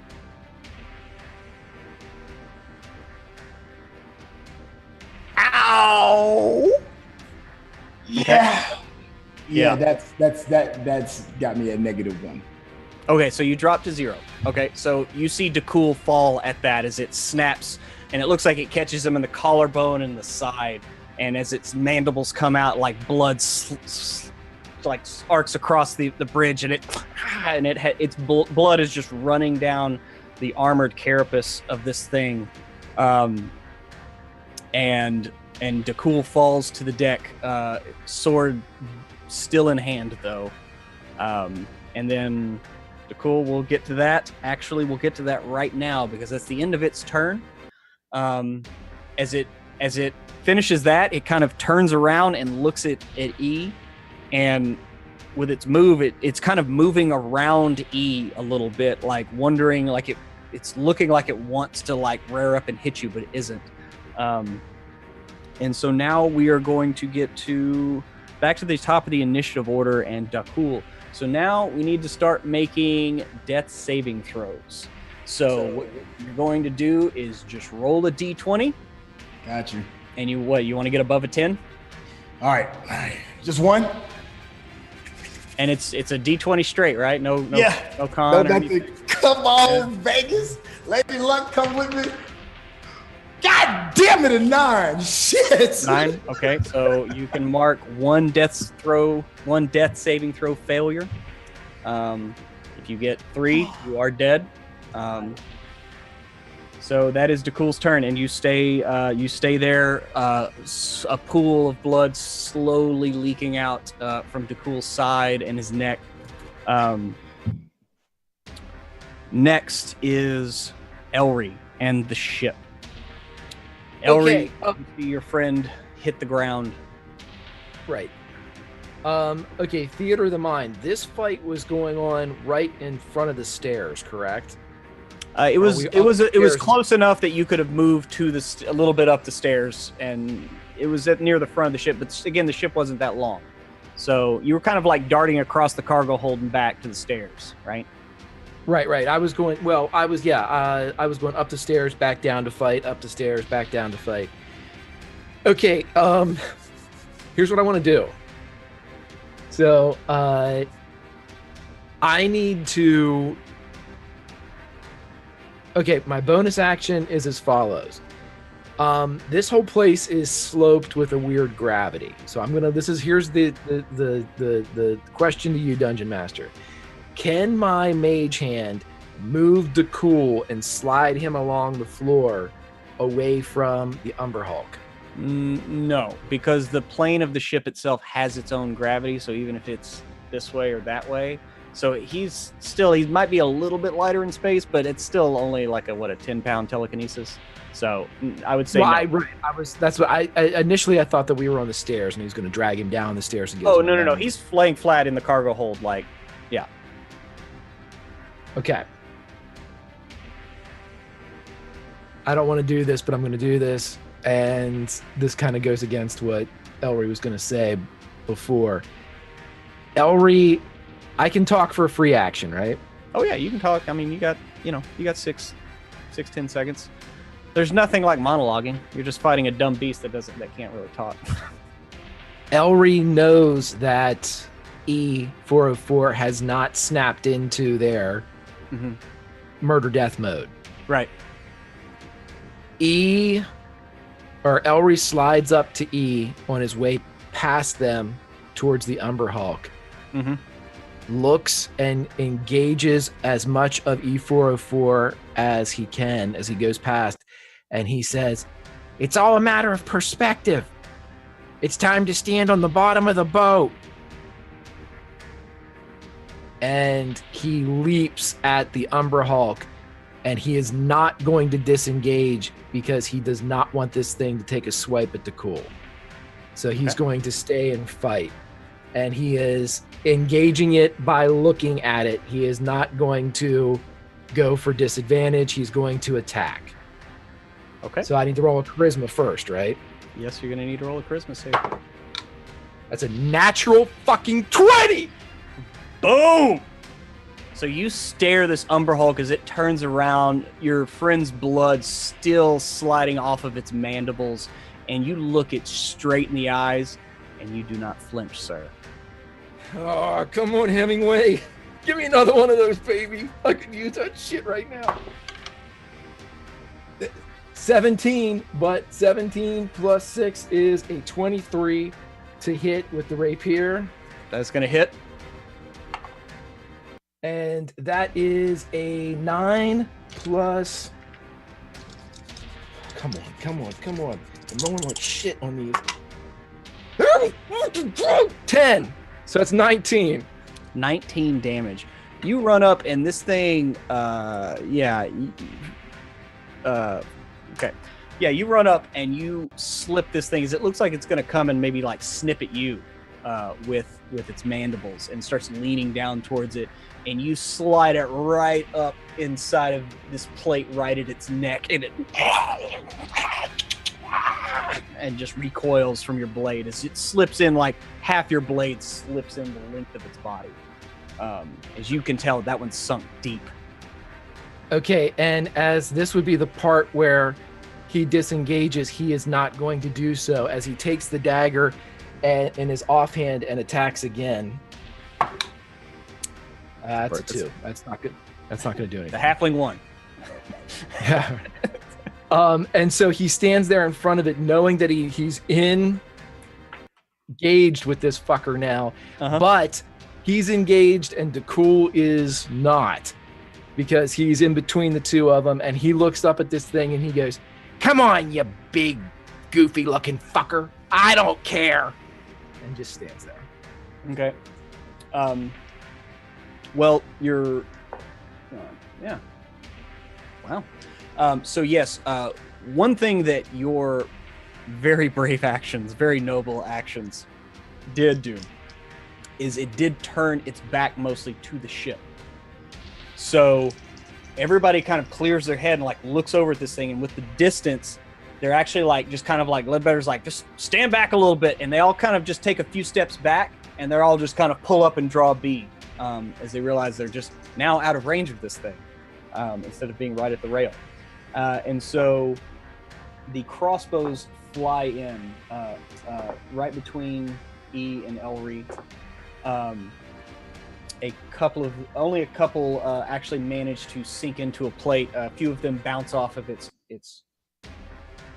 hard armored shell, but it does take a few bolts. And then you hear Ledbetter looks at you, and he's like, "It's now or never." And he's like, he has his hand on the trigger of the ballista. and he's looking to you in this action to give him confirmation of fire. As now, like, Elry's on one side and E's on the other, and it's about the clearest shot they've had for the whole fight. But he's looking at Hilda for confirmation to fire the ballista. All right. Hilda will. As it moves in, well, it's not your turn yet, but on his turn, like, he, yes or no? She nods authoritatively. Holy shit. Okay, so I rolled a 19 on that. And so I'm pretty sure the ballista was it 40-10? That sounds about right. Yeah. I think that's it. Anyway. I don't have my Dawn Rose stats out. So, okay. All right, so yeah, the bolt catches the thing in the top of the shoulder, like on its back, and tears a huge chunk of its armored plating away, and it and like turns around and like looks at the ship and just like it continues to scream while clacking its teeth together. It is still standing, but it is now bleeding a bright green, disgusting, like sticky blood, and it's now splattered everywhere. Like the E, it's all over you, Elry. Like it's like as it's turning around in this painful rage. It is still, but it's still standing. E, it is your turn. Elry's words echo in their head That they do. as they look at Dakul on the ground. They look at the ship. They see the Umber Hulk turning, and they are going to think deep, and they are going to voluntarily rage. Okay. Okay. And as their hand turns into the Warhammer, it's already swinging as they try to hit this guy. Okay. As you begin to rage, and that's your bonus action, right? Yeah. Good. So that's a 19. 19 just hits him. Cool. Okay. That is 11 points of damage. 11 points. Okay. Mhm. You bring your warhammer down like right on its shoulder, and you hit it right in the front of the shoulder that that the bolt hit it on the back, and its arm like almost comes completely off, and it drops to a knee and just like is looking up at you like. And he is looking back. Their eyes are not glowing fully red this time. It's like this kind of weird flickery thing going on. Really weird flickery thing going on. So that's what's happening right now. Okay. And I forgot to have you make a charisma save. Right. That's the Make a thing. charisma save now. Okay. That's a 16. You would have passed anyway. Who gives a shit? Okay. Okay. So it has dropped to a knee and is like looking at you, but is barely clinging to life. But it is not screaming in rage anymore, as it looks like it doesn't really have the energy left to scream. So next is Hilda. Hilda, you got a man down. You got a beast on the ropes. What does the captain do? Captain, first thing first, she is going to cast Healing Word on Dakul. Okay. You cast Healing Word on Dakul. Cast Healing Word on Dakul. That means, does it just stabilize, or does it give you? Oh, he heals them. All right, Max, you get 7 hit points back. Man. Dakul like coughs and blood. Dakul, you can still feel blood coming out of your shoulder and your side as this thing pierced you.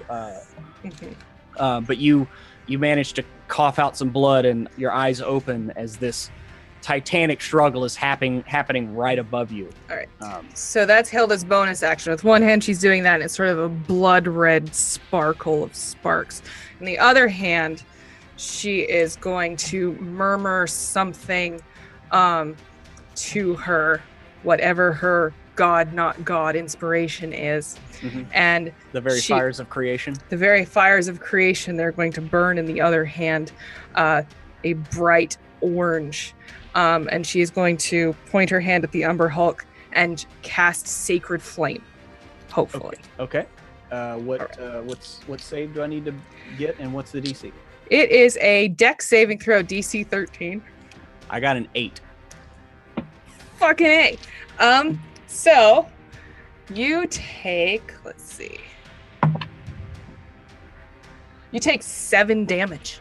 7 Radiant. damage. 7 radiant damage as E has opened this thing's shoulder up. The very forge and fires of creation come spilling out of the open wound and spark and send sizzling blood across as it almost like pops, and the Umber Hulk's chest plate pops open and it slumps back on its knees, just and it just falls over. And once again, it is all quiet on the Maven's exodus. Are we out of initiative? We are out of initiative. Elry immediately puts his sword away, and as soon as he sees that Dakul is moving and stirring and sitting up, and he runs up on top of E404's shoulders and wraps his arms around E404 and covers their eyes and whispers into their ear, "We're on the bottom. It's okay. Everything's fine. I'm here. We're all here. We're on the bottom. Everything's fine. I'm here. We're all here." Over and over again.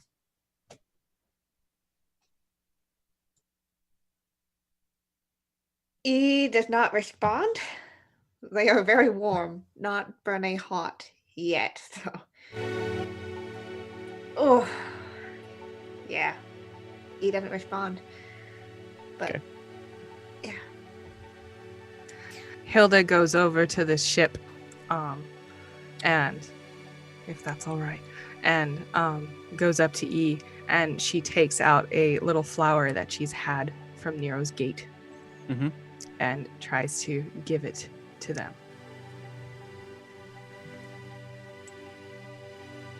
Oh, this Dakul emerges from his fog of being on the other side of death. He looks at his crew curiously and says, "You are not going to believe the high I just had."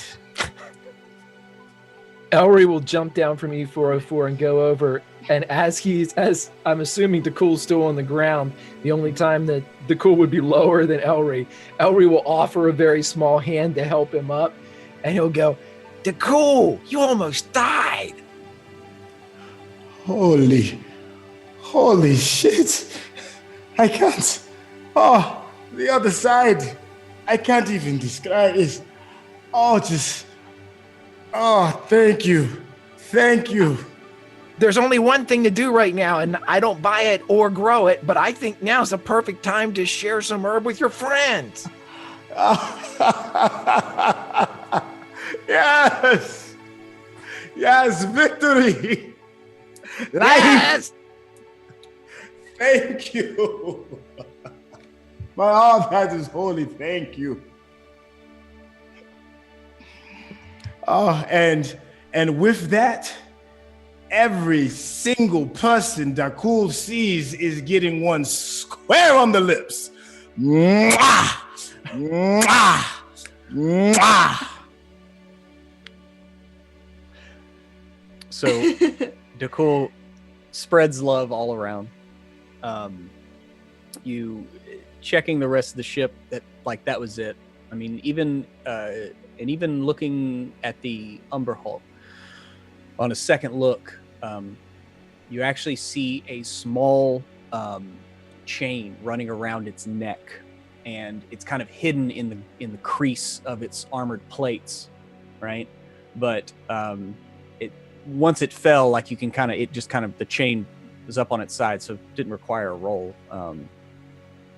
and you pull it out, and it at the end of it, it has a small little pendant that is the same shape and consistency as the emblem on its, that is, now that you can see it, is painted onto its forehead, which is that of just a simple square with a solid red sphere touching all four sides. But in the pendant itself, it looks like it's a small ruby, like a disc of a gem, and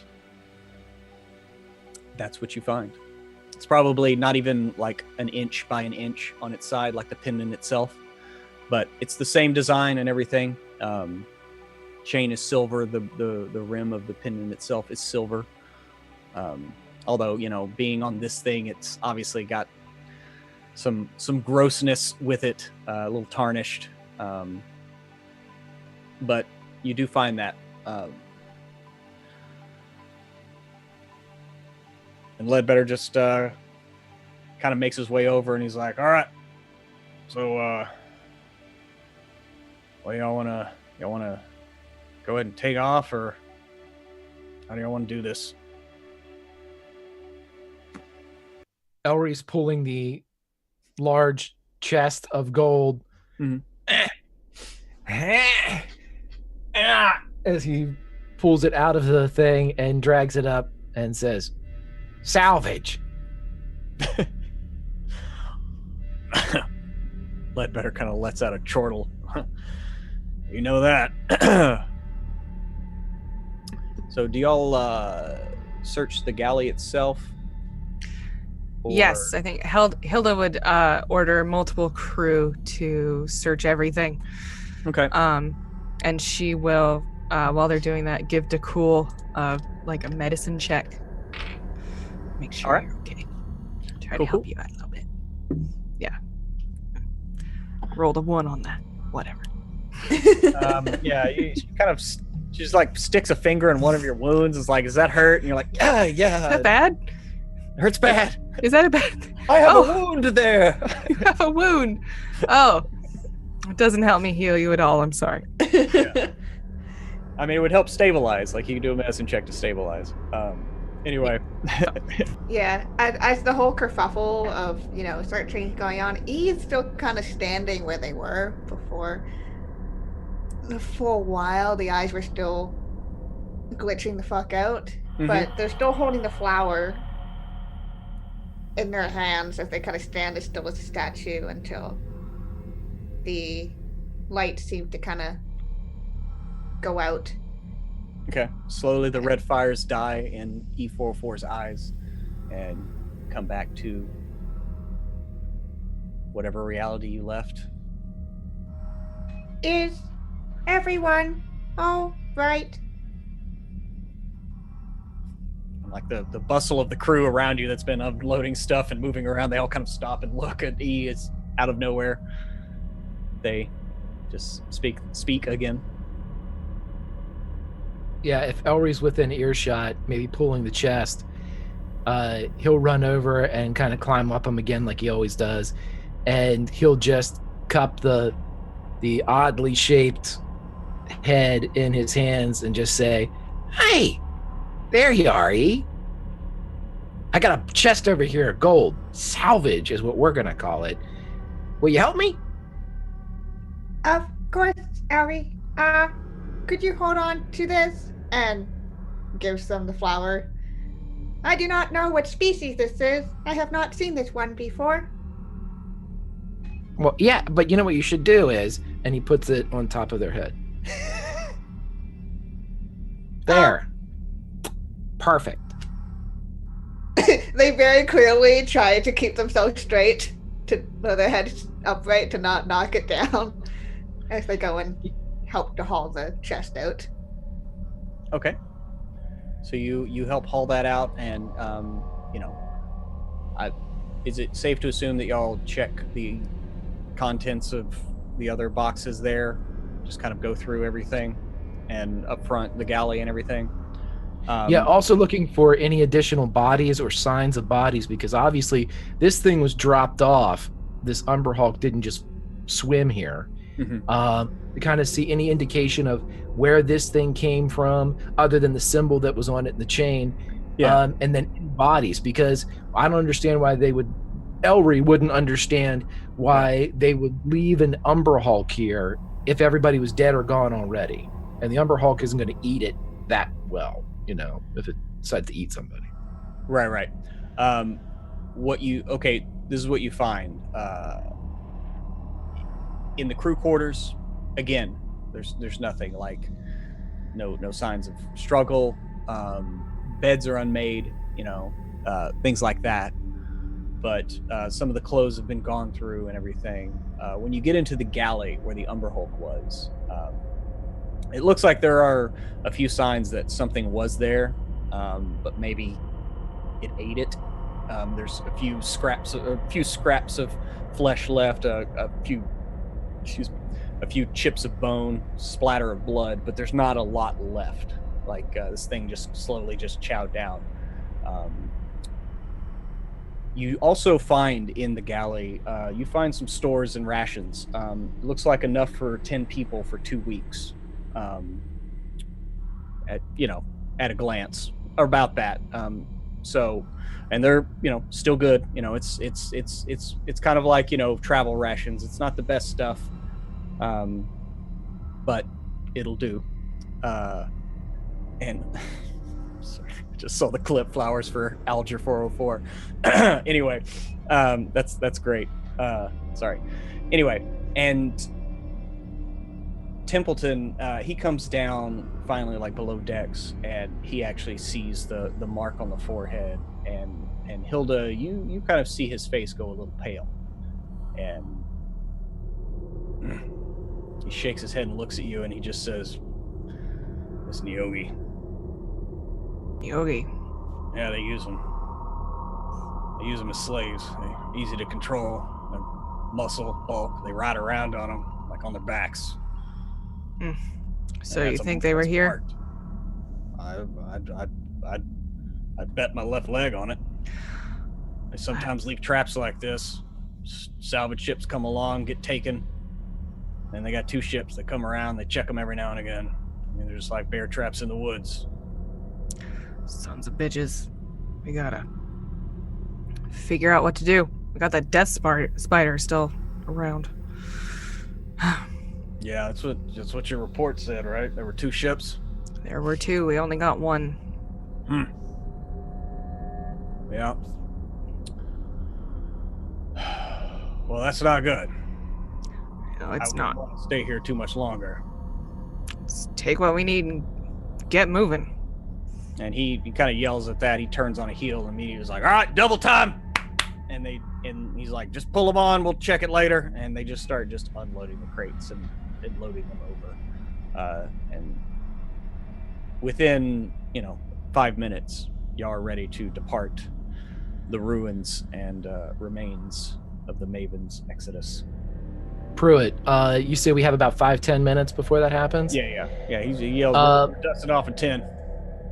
As soon as Elry would hear what I'm assuming that conversation between Ledbetter and Hilda is Yogi Death Spider, blah blah blah.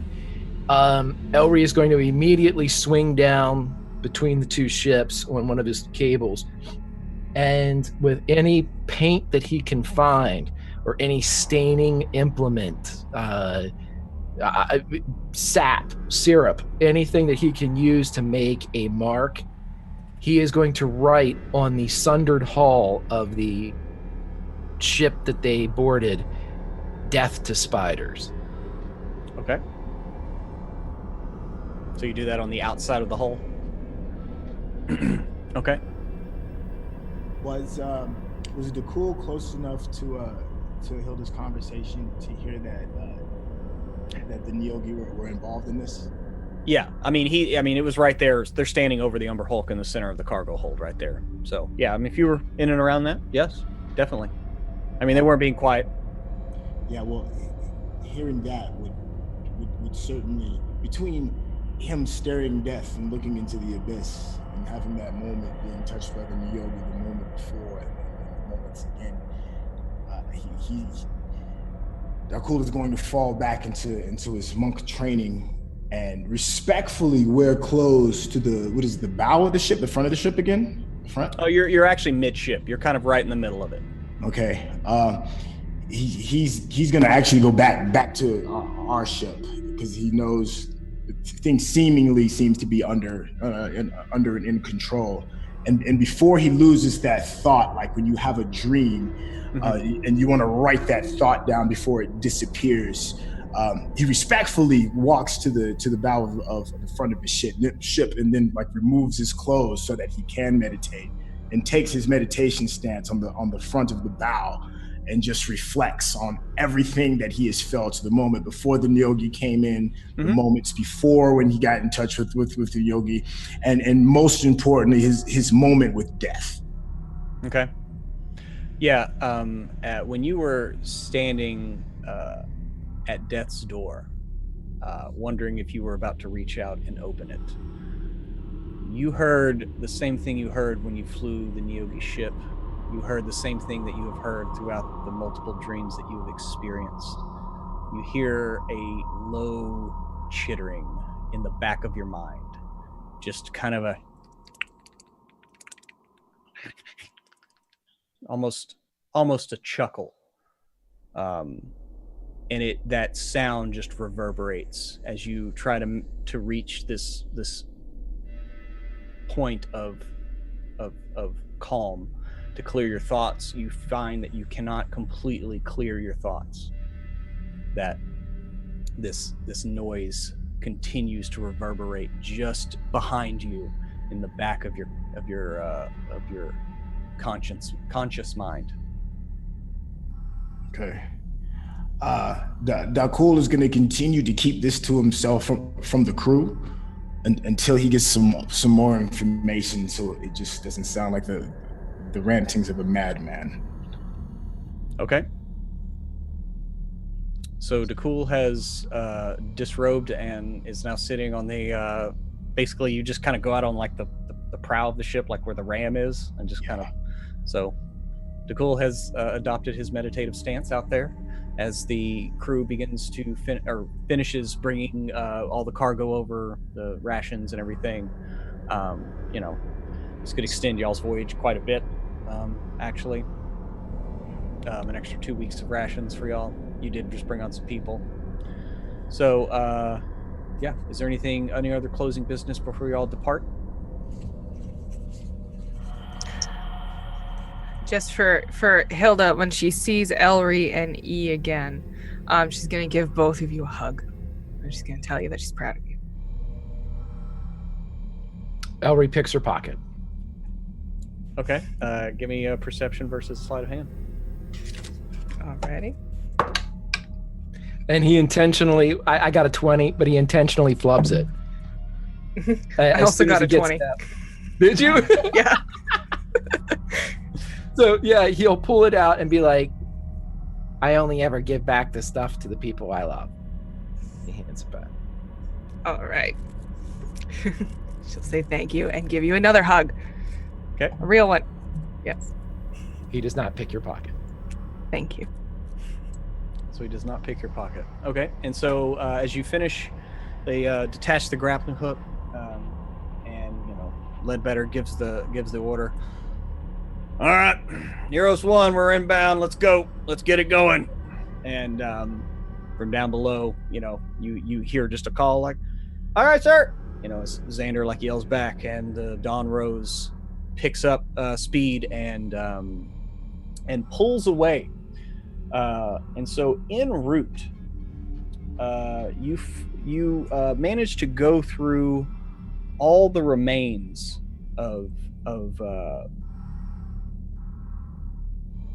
what you found, and all told, you recovered 550 copper, 250 silver pieces, 500 gold. You recovered all together, because some of them had personal stashes of whatever. You recovered a total of 10 gems, all worth about, probably you'd estimate 50 gold each. There's 3 quartz, 2 jasper, and 5 star rose quartz. And then, of course, you found the 2 large, looks like large gilded bird cages. I mean, they look like they could hold something fairly big. Are they big enough for the hamsters? They're big enough for the hamsters, maybe for like another couple months. Like they could fit in there fairly comfortably. Like you could use them as like a sleeping crate, right? But I mean, the hamsters right now are the size of like Cocker Spaniels with just like shorter legs. Imagine a Cocker Spaniel with like Dachshund legs, Dash Hound, whatever, legs. And they're about that size, right? So, and you know how big the mom was. So that's where you're going. But you also, in all of that, you managed to find 1 potion of a kind of a vibrant blue and a very curious looking feather. If we're back to the being on our way, Hilda can cast Identify as a ritual. Okay. So that's the thing that she can do. So go ahead and do that. And you do that. I do that. And you know that the potion is a potion of vitality. And the feather is a curiosity known as Quahal's feather token. And you know that this one, if you were to use it, you could basically speed up the speed of a ship for a time. Ooh, that's useful. Yeah, you know that you could increase the speed of the ship for about 8 hours, a little bit, but it's kind of like hitting a nitro button. Awesome. But yes, it's just kind of it's a beautiful like black and white striped feather, about 1 foot long. The tip is gilded, fine gold, and yeah. So that is all that you recover from the Maven's Exodus, as it leaves you in the distance, and y'all continue on to Neros 1. The rest of the trip to Neros is without incident. If y'all have any business, y'all can discuss, or otherwise we will pick up where we begin the Sumerian descent into darkness, to the dark side. So, do y'all have anything y'all'd like to discuss amongst yourselves? Yeah, just one thing. After Dakul's moment of meditation and deep thought to try and figure out just what the hell is going on, I don't want to tell the whole crew. I just want to tell Elry and Hilda. Okay. I have been holding information from you for fear of not understanding exactly what it is or what it may mean. I have not lost this connection that I have had with these spider-like creatures. They touched me when I was upon the ship on our first race, in my dreams, and just before the attack by the Umber Hulks. I think you all need to know that there could be a possibility that I may be compromised. To what extent, I do not know. But I do not want to hold it a secret anymore, and I want to get to the bottom of this. I hope that you can still continue to trust me as I share this information to you. But I am deeply connected to what I feel may be one of our most vile enemies.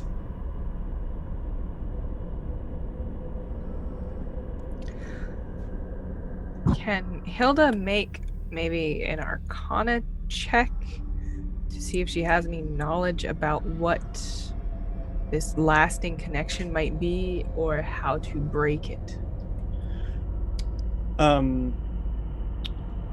An Arcana check. Yeah, give me an Arcana check.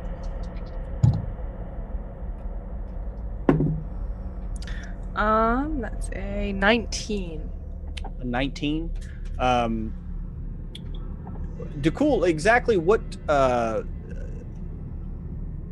do you like do you describe the dream? Like what do you tell them about what's happening? That there's just a connection? It is a connection that feels as if the presence is close. I can feel a type of communication, a chattering, if you will, running deeply within the back of my mind. It feels as if they are just behind me. Mm-hmm. I can feel extensions of their legs, almost see as if I just through their eyes at times, which leads me to be curious as to what exactly can they feel from me as well. I think that's pretty much everything you summed up for me. Mm-hmm. Yeah, I mean, you know that, what he's describing. Mm-hmm. You're not an expert on Neogi life jamming technology. Mm-hmm. But he was connected to a ship, and there were 2 ships. Yes. Well, Dakul, she will hold your hands in the most grandmotherly way possible. And she'll tell you, well, are you feeling compelled to do anything? Not at the moment. But I feel as if I am a part of them, and they are also a part of me. Did you... Tell me about this dream. What did you dream? Maybe there's information there that's useful. I dreamed as if I was looking out of their eyes. I could see legs and arms to the left and right of me. My movements were their movements. I can hear commands or chants, maybe a song. Ingrained deep within the back of my mind, sounding as if they are right next to me. Talking to you as if I am talking to you, talking to me as if I am talking to you right now. I know it must be difficult to think about, but was there a place that you knew that they were? Or was there a plan that they had? I was not aware of any plan. Mr. Pruitt. Yeah. Did they reveal anything that could be seen on a star chart of any recognizable well, if you remember in the first dream, you just felt like it's almost like you were on the Coliseum floor, and there were like bleachers above you, and all that's what it was. That's the last above, and they were like looking down on you. And then remember, it burst out of your chest, and you kind of became the ship again. And then in the second dream, you were already kind of traveling through empty space, like there were no stars or anything, but you were just traveling on like a tall column, like the top of a very tall plinth that just descended from you into infinity. But ahead of you, you saw a field of rocks floating, and behind you, if you remember, there was the sun on your back. And then you saw yourself behind you. You felt an itching, and you saw yourself behind you. And that's when you turned around and you saw the reflection in your glasses of your face, which was that of a Neogi. And it screamed, and then you were you for a second, seeing this thing screaming at you, and then you woke up. Everything he just said, but in my voice. Just totally thinking of it in your voice the whole time. So that is the asteroid belt. That is Nero's 6, correct? Nero 6? If you're talking about on the chart, the asteroid belt that orbits the sun here, yes, that is the remnants of Nero 6. Remnants of Nero 6. Well, seems as though that may be where they're going. Dakul, I'm sorry this is happening to you. Let us know if it changes. But personally, I think there's a lot to be gained to understand more of it, both in where they are and what's happening to you, if you can bear it. Yes, I agree. If it becomes unbearable, you will be the first to know.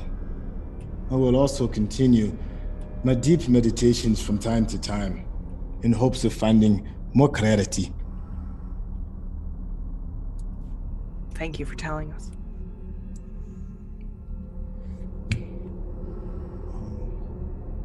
Okay. So that's about it for my business. Okay. So y'all share this, talk it through, and the flight continues as you're. I mean, if you look at the map there, y'all were coming from Nero 7, which is in the top right corner with all the moons, and you're basically like swinging down through the shipping lanes here, right above Nero's 4.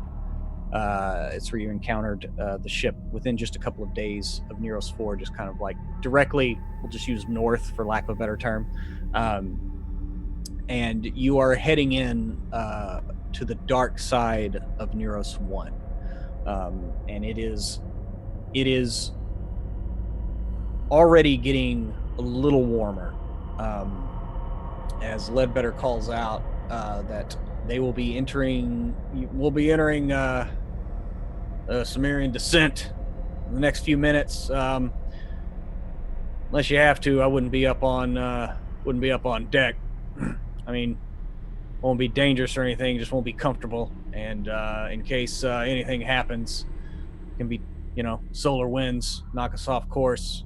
Have to make a couple of course adjustments. Nearest one is a fairly fast-moving son of a bitch, and it's going to be about the next 8 hours we got to travel in, basically down this well of darkness. So that's that. I'll be in my bunk. And he starts tromping off to the back to go to his cabin, which is basically shares opposite the captain's quarters in the back. Where do y'all go for the descent itself?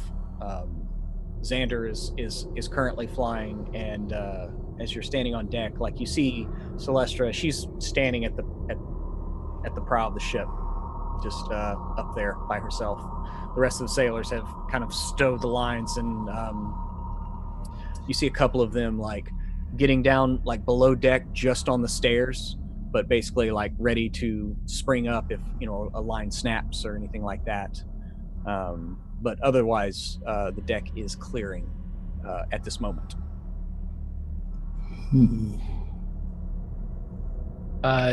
Elry would saddle up beside Hilda and say, if I was going to attack our ship, now would be the perfect time when we were worried about this stuff. That is true, Elry. Trust your eyes, I think. It's better than getting burned up, don't you think? Yeah, I'm thinking about staying on the deck. Okay. Where do you make your perch? He will head towards the front with Celestra, but when he gets up there, by the time he gets up there, his already unbuttoned shirt down to the navel has lost its battle with its last button and is completely open.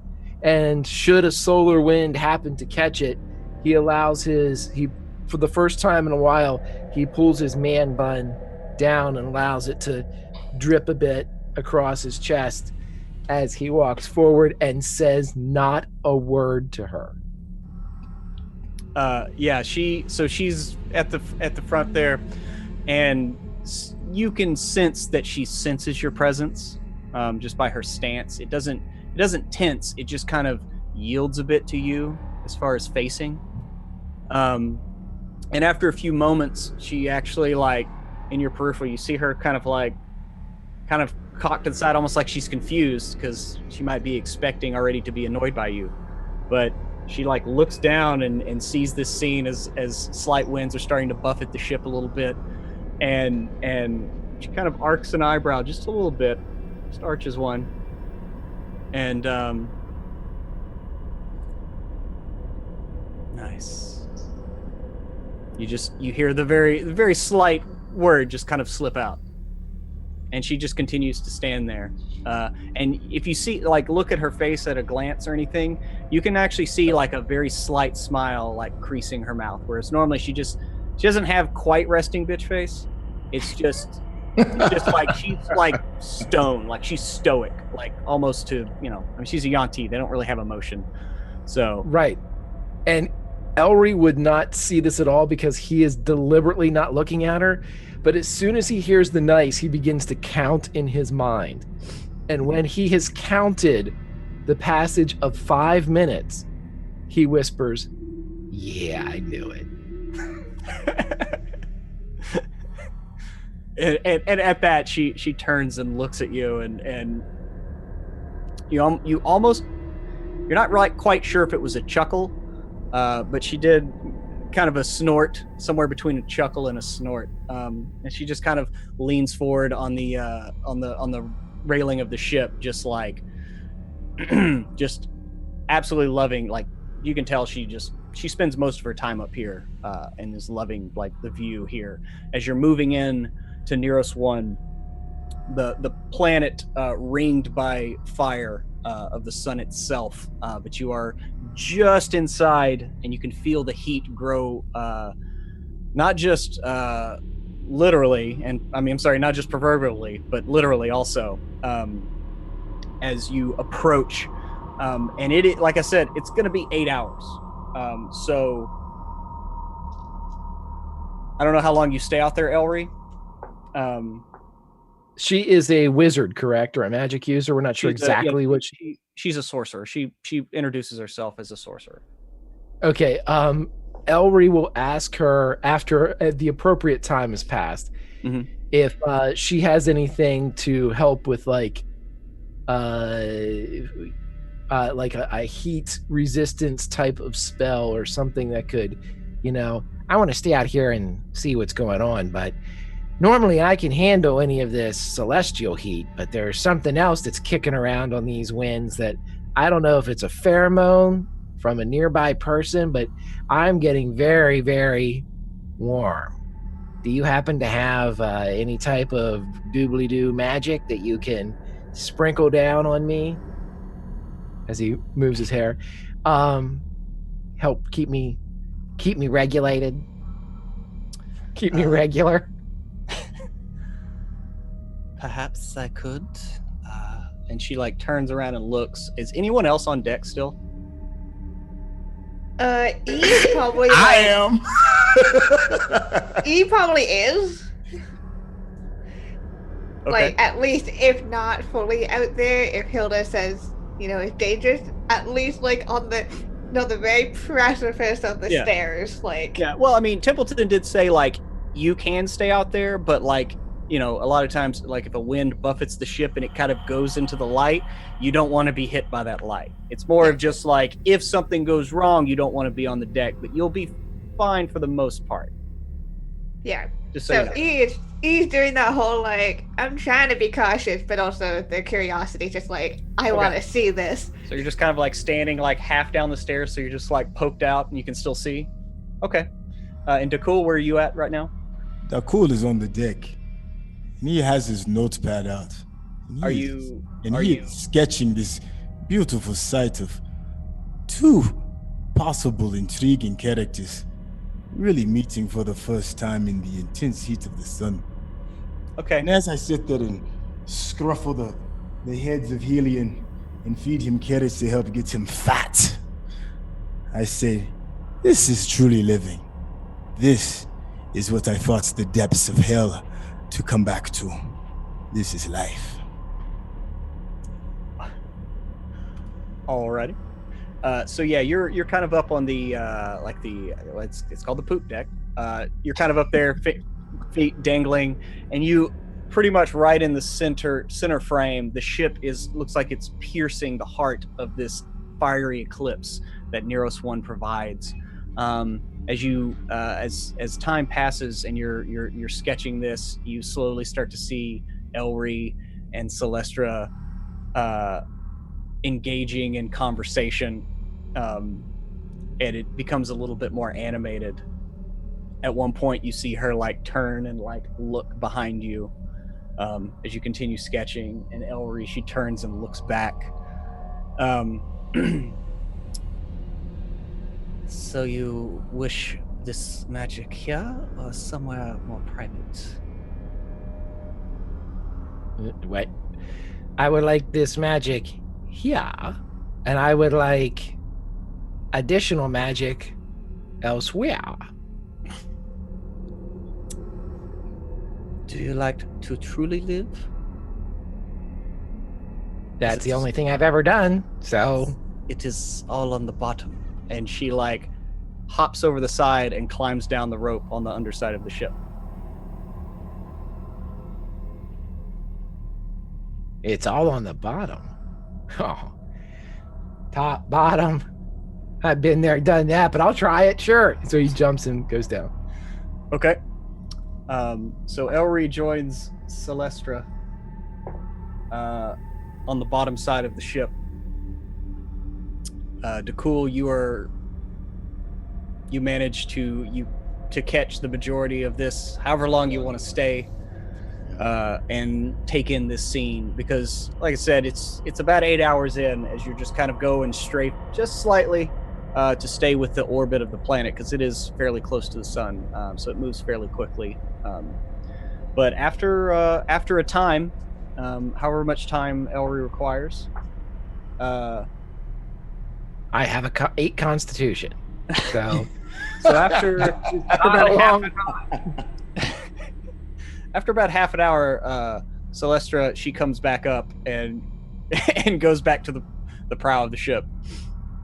She might be buttoning top button, not really sure, but it is not well, long.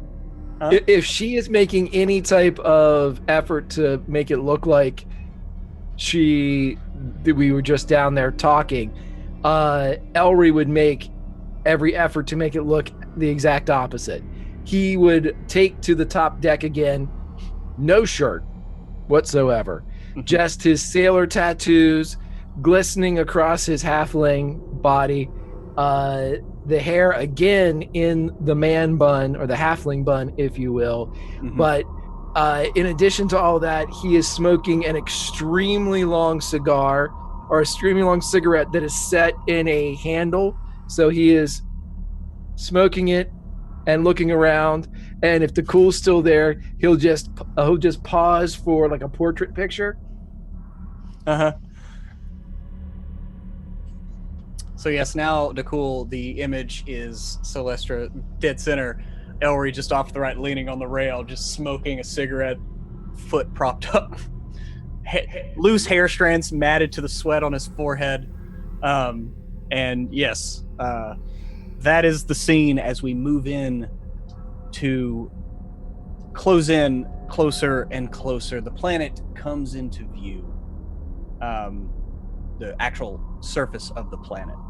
There is not much atmosphere, as Dakul and E have actually left an atmosphere and come back a little bit. So you remember what it's felt like. You were weightless and easy moving, and then you kind of felt the buffeting of the wind and actual atmosphere and air, and it slowed the ship a bit. As you come in here, it's not as much. There's a slight buffeting of the ship, ever so slightly, but the air immediately starts to take on kind of a sulfuric, acidic. It kind of burns a little bit when you breathe. It's not completely, soured air, but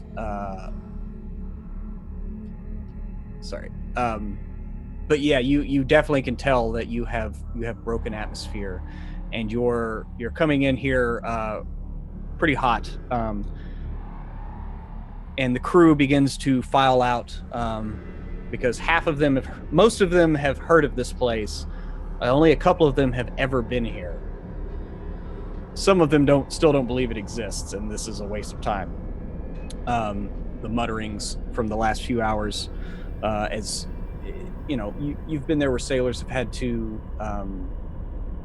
get through a storm or whatever, and everybody talks, and this is a storm of another kind.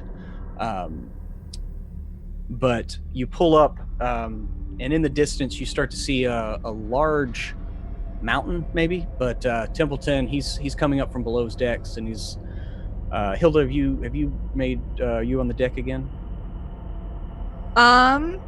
She was going to be with Xander most of the time. Okay, giving him guidance. Okay. So Yeah. yeah, I mean, you feel the ship has now returned to atmosphere, and he's like, Captain, I think we're good. I think I see it coming up. All right, thank you. That was. No, thank you. That's one to write home about.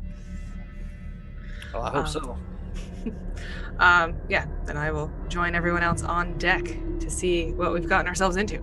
Okay. Yes, as you approach, this mountain gets closer. It's black igneous rock.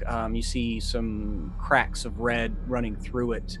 But as you come upon, you crest the hill, and it looks like this is like a volcano, and the caldera of it is actually a lake. And along the inside of the rim of the caldera itself, you see in a glowing green a few buildings. And they're strewn about the edge of this caldera. In the distance, there's steam vents, other volcanoes far in the distance spewing lava into the atmosphere. And on the edge of the horizon, the burning light of the sun of Neros itself, Neros Prime, some call it. And there it is. There's a small lake there of blue brackish water. As the ship pulls in, the Ledbetter just gives the command down. He's like, all right, let's bring it in. Do it slow. Go up to the docks real slow. These people don't like uninvited guests. And they don't know us, so that means we're uninvited by nature. But they take trade, so. And as you have been coming down in the atmosphere, this is when you notice, like, when in space, like the Dawn Rose, its full sails are out, and now that you've come back in the atmosphere, the sailors have tied off the sails along the sides of the ship. They kind of, you see them like curl up into almost like a closed budded rose, and they're strapped then to the side of the ship. And the Dawn Rose alights in the harbor here, and with no hiccup. You barely feel it as it breaches water, and you begin flowing towards the center, or the middle pier there, or the pier that is in the middle of the main cluster of buildings. If you can look on the little image there, there's one ship on the right side of the pier, and he slowly starts pulling up. And at the very end of the dock, as you're pulling up, there's a small. The closer you get, you realize like it's a halfling. Like he's sitting there. He's got a vest on, pants down to his knees, maybe barefoot. He's got kind of a scraggly tuft of blonde hair that just kind of goes every which way, and he's just kind of waving over to the open spot on the dock, and the Dawn Rose pulls up alongside the docks here at the end of the Cimmerian descent. And give me a perception check, everyone.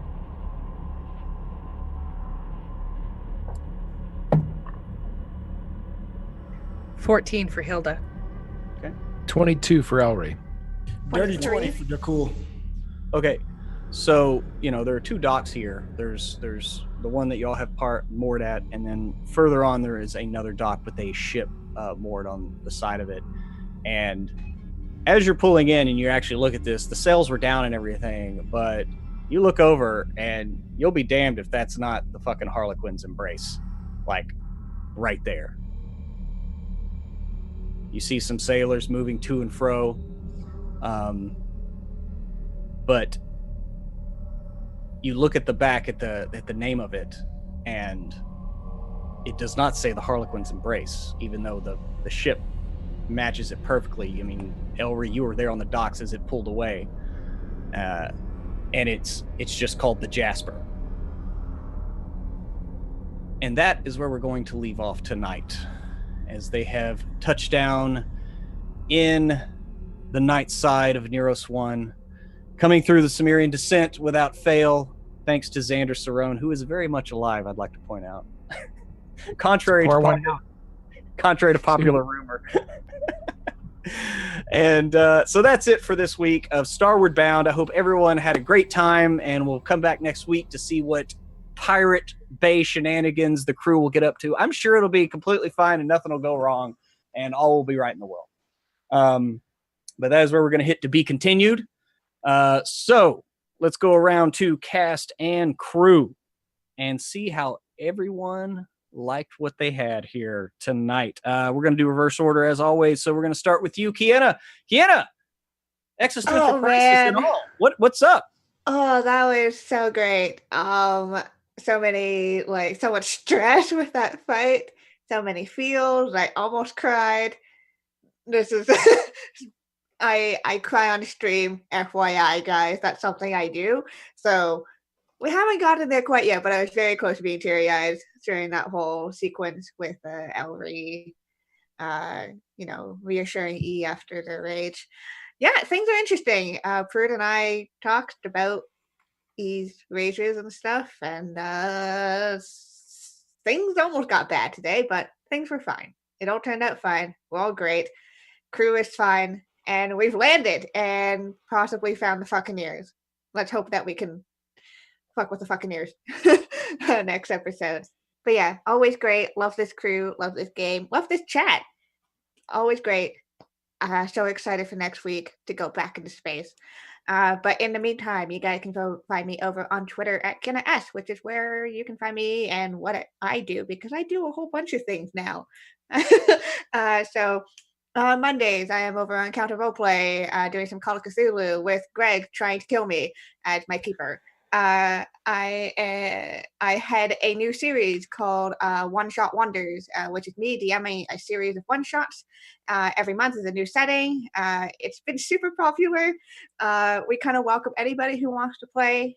So if you're free on a Wednesday at 3:30 Eastern, go hit up the link that I'm going to put in chat and get in the game. We're already booking into June, which is crazy.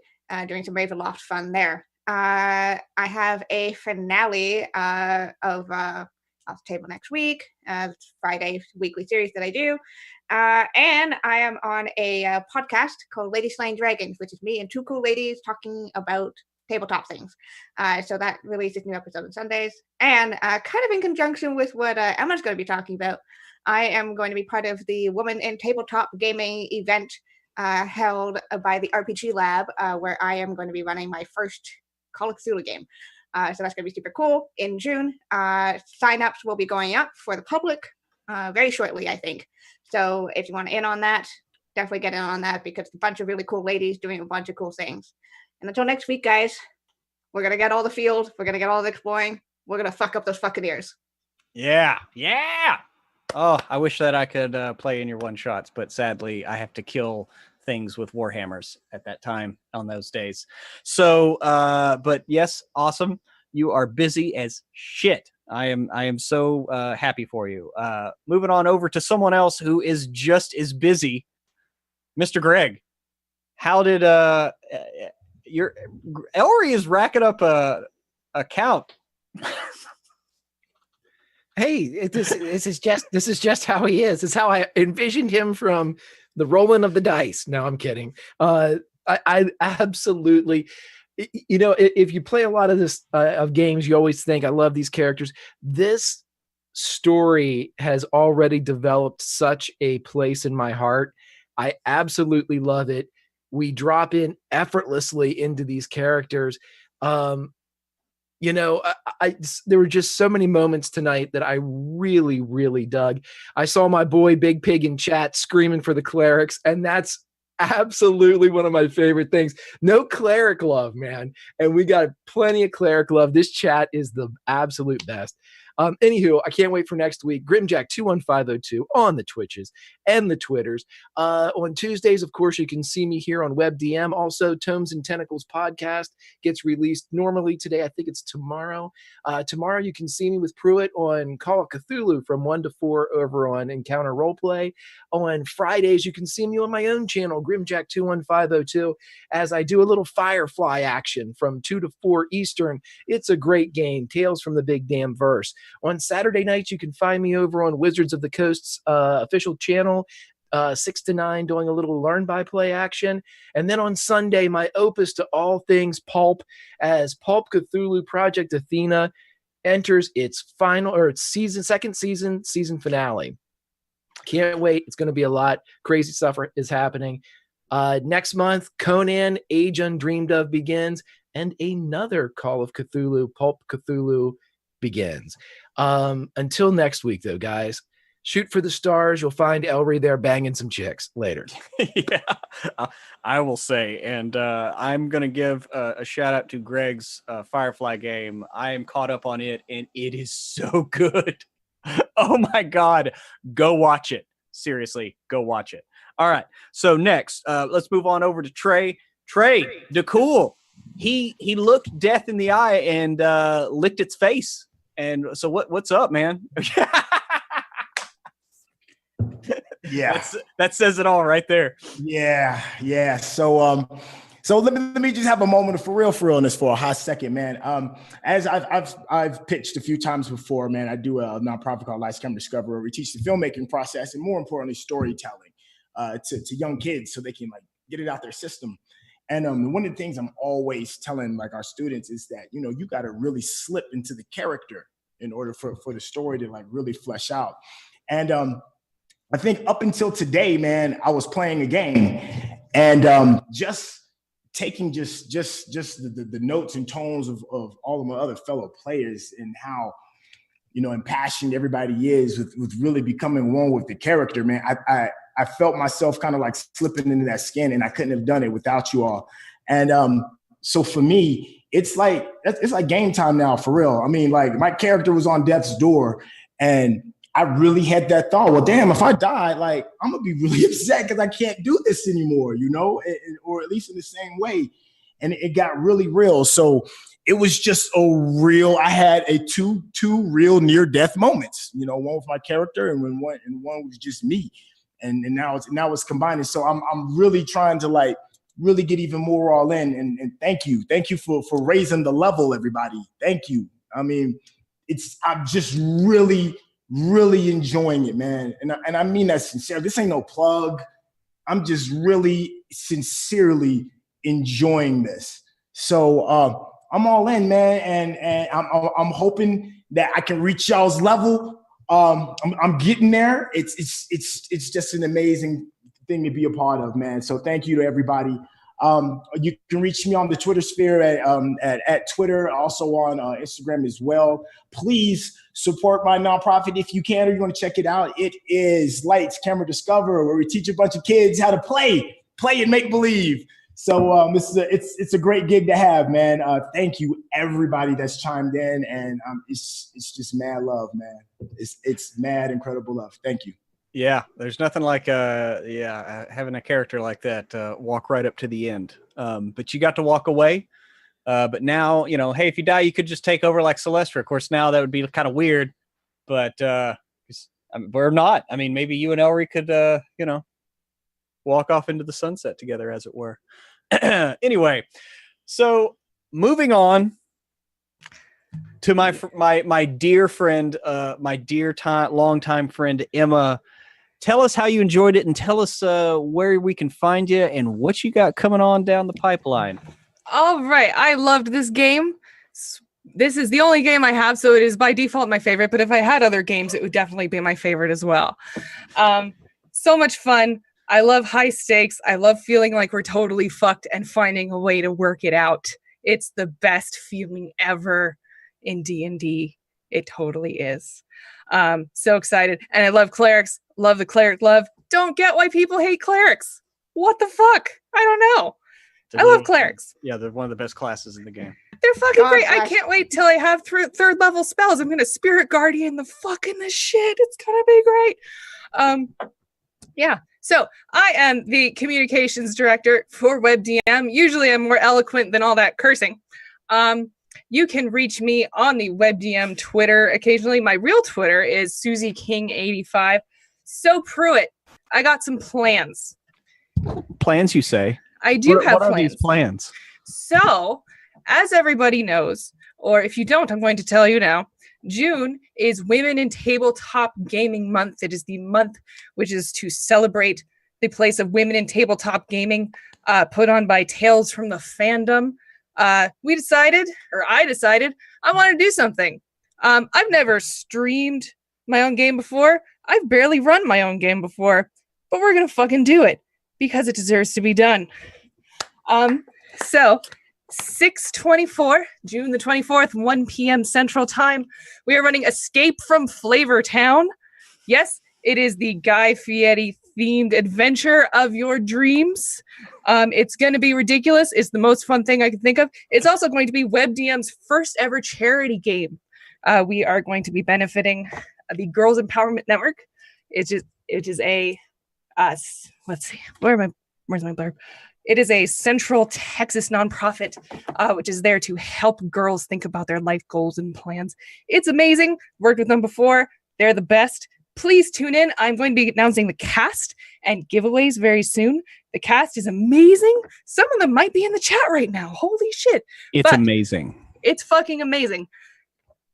Rest assured, you know who is in this cast. It's going to be amazing. I'm losing my shit every single day about this. So please, 6/24, 1 p.m. CST, please be with us. I'm so excited. It's going to be great.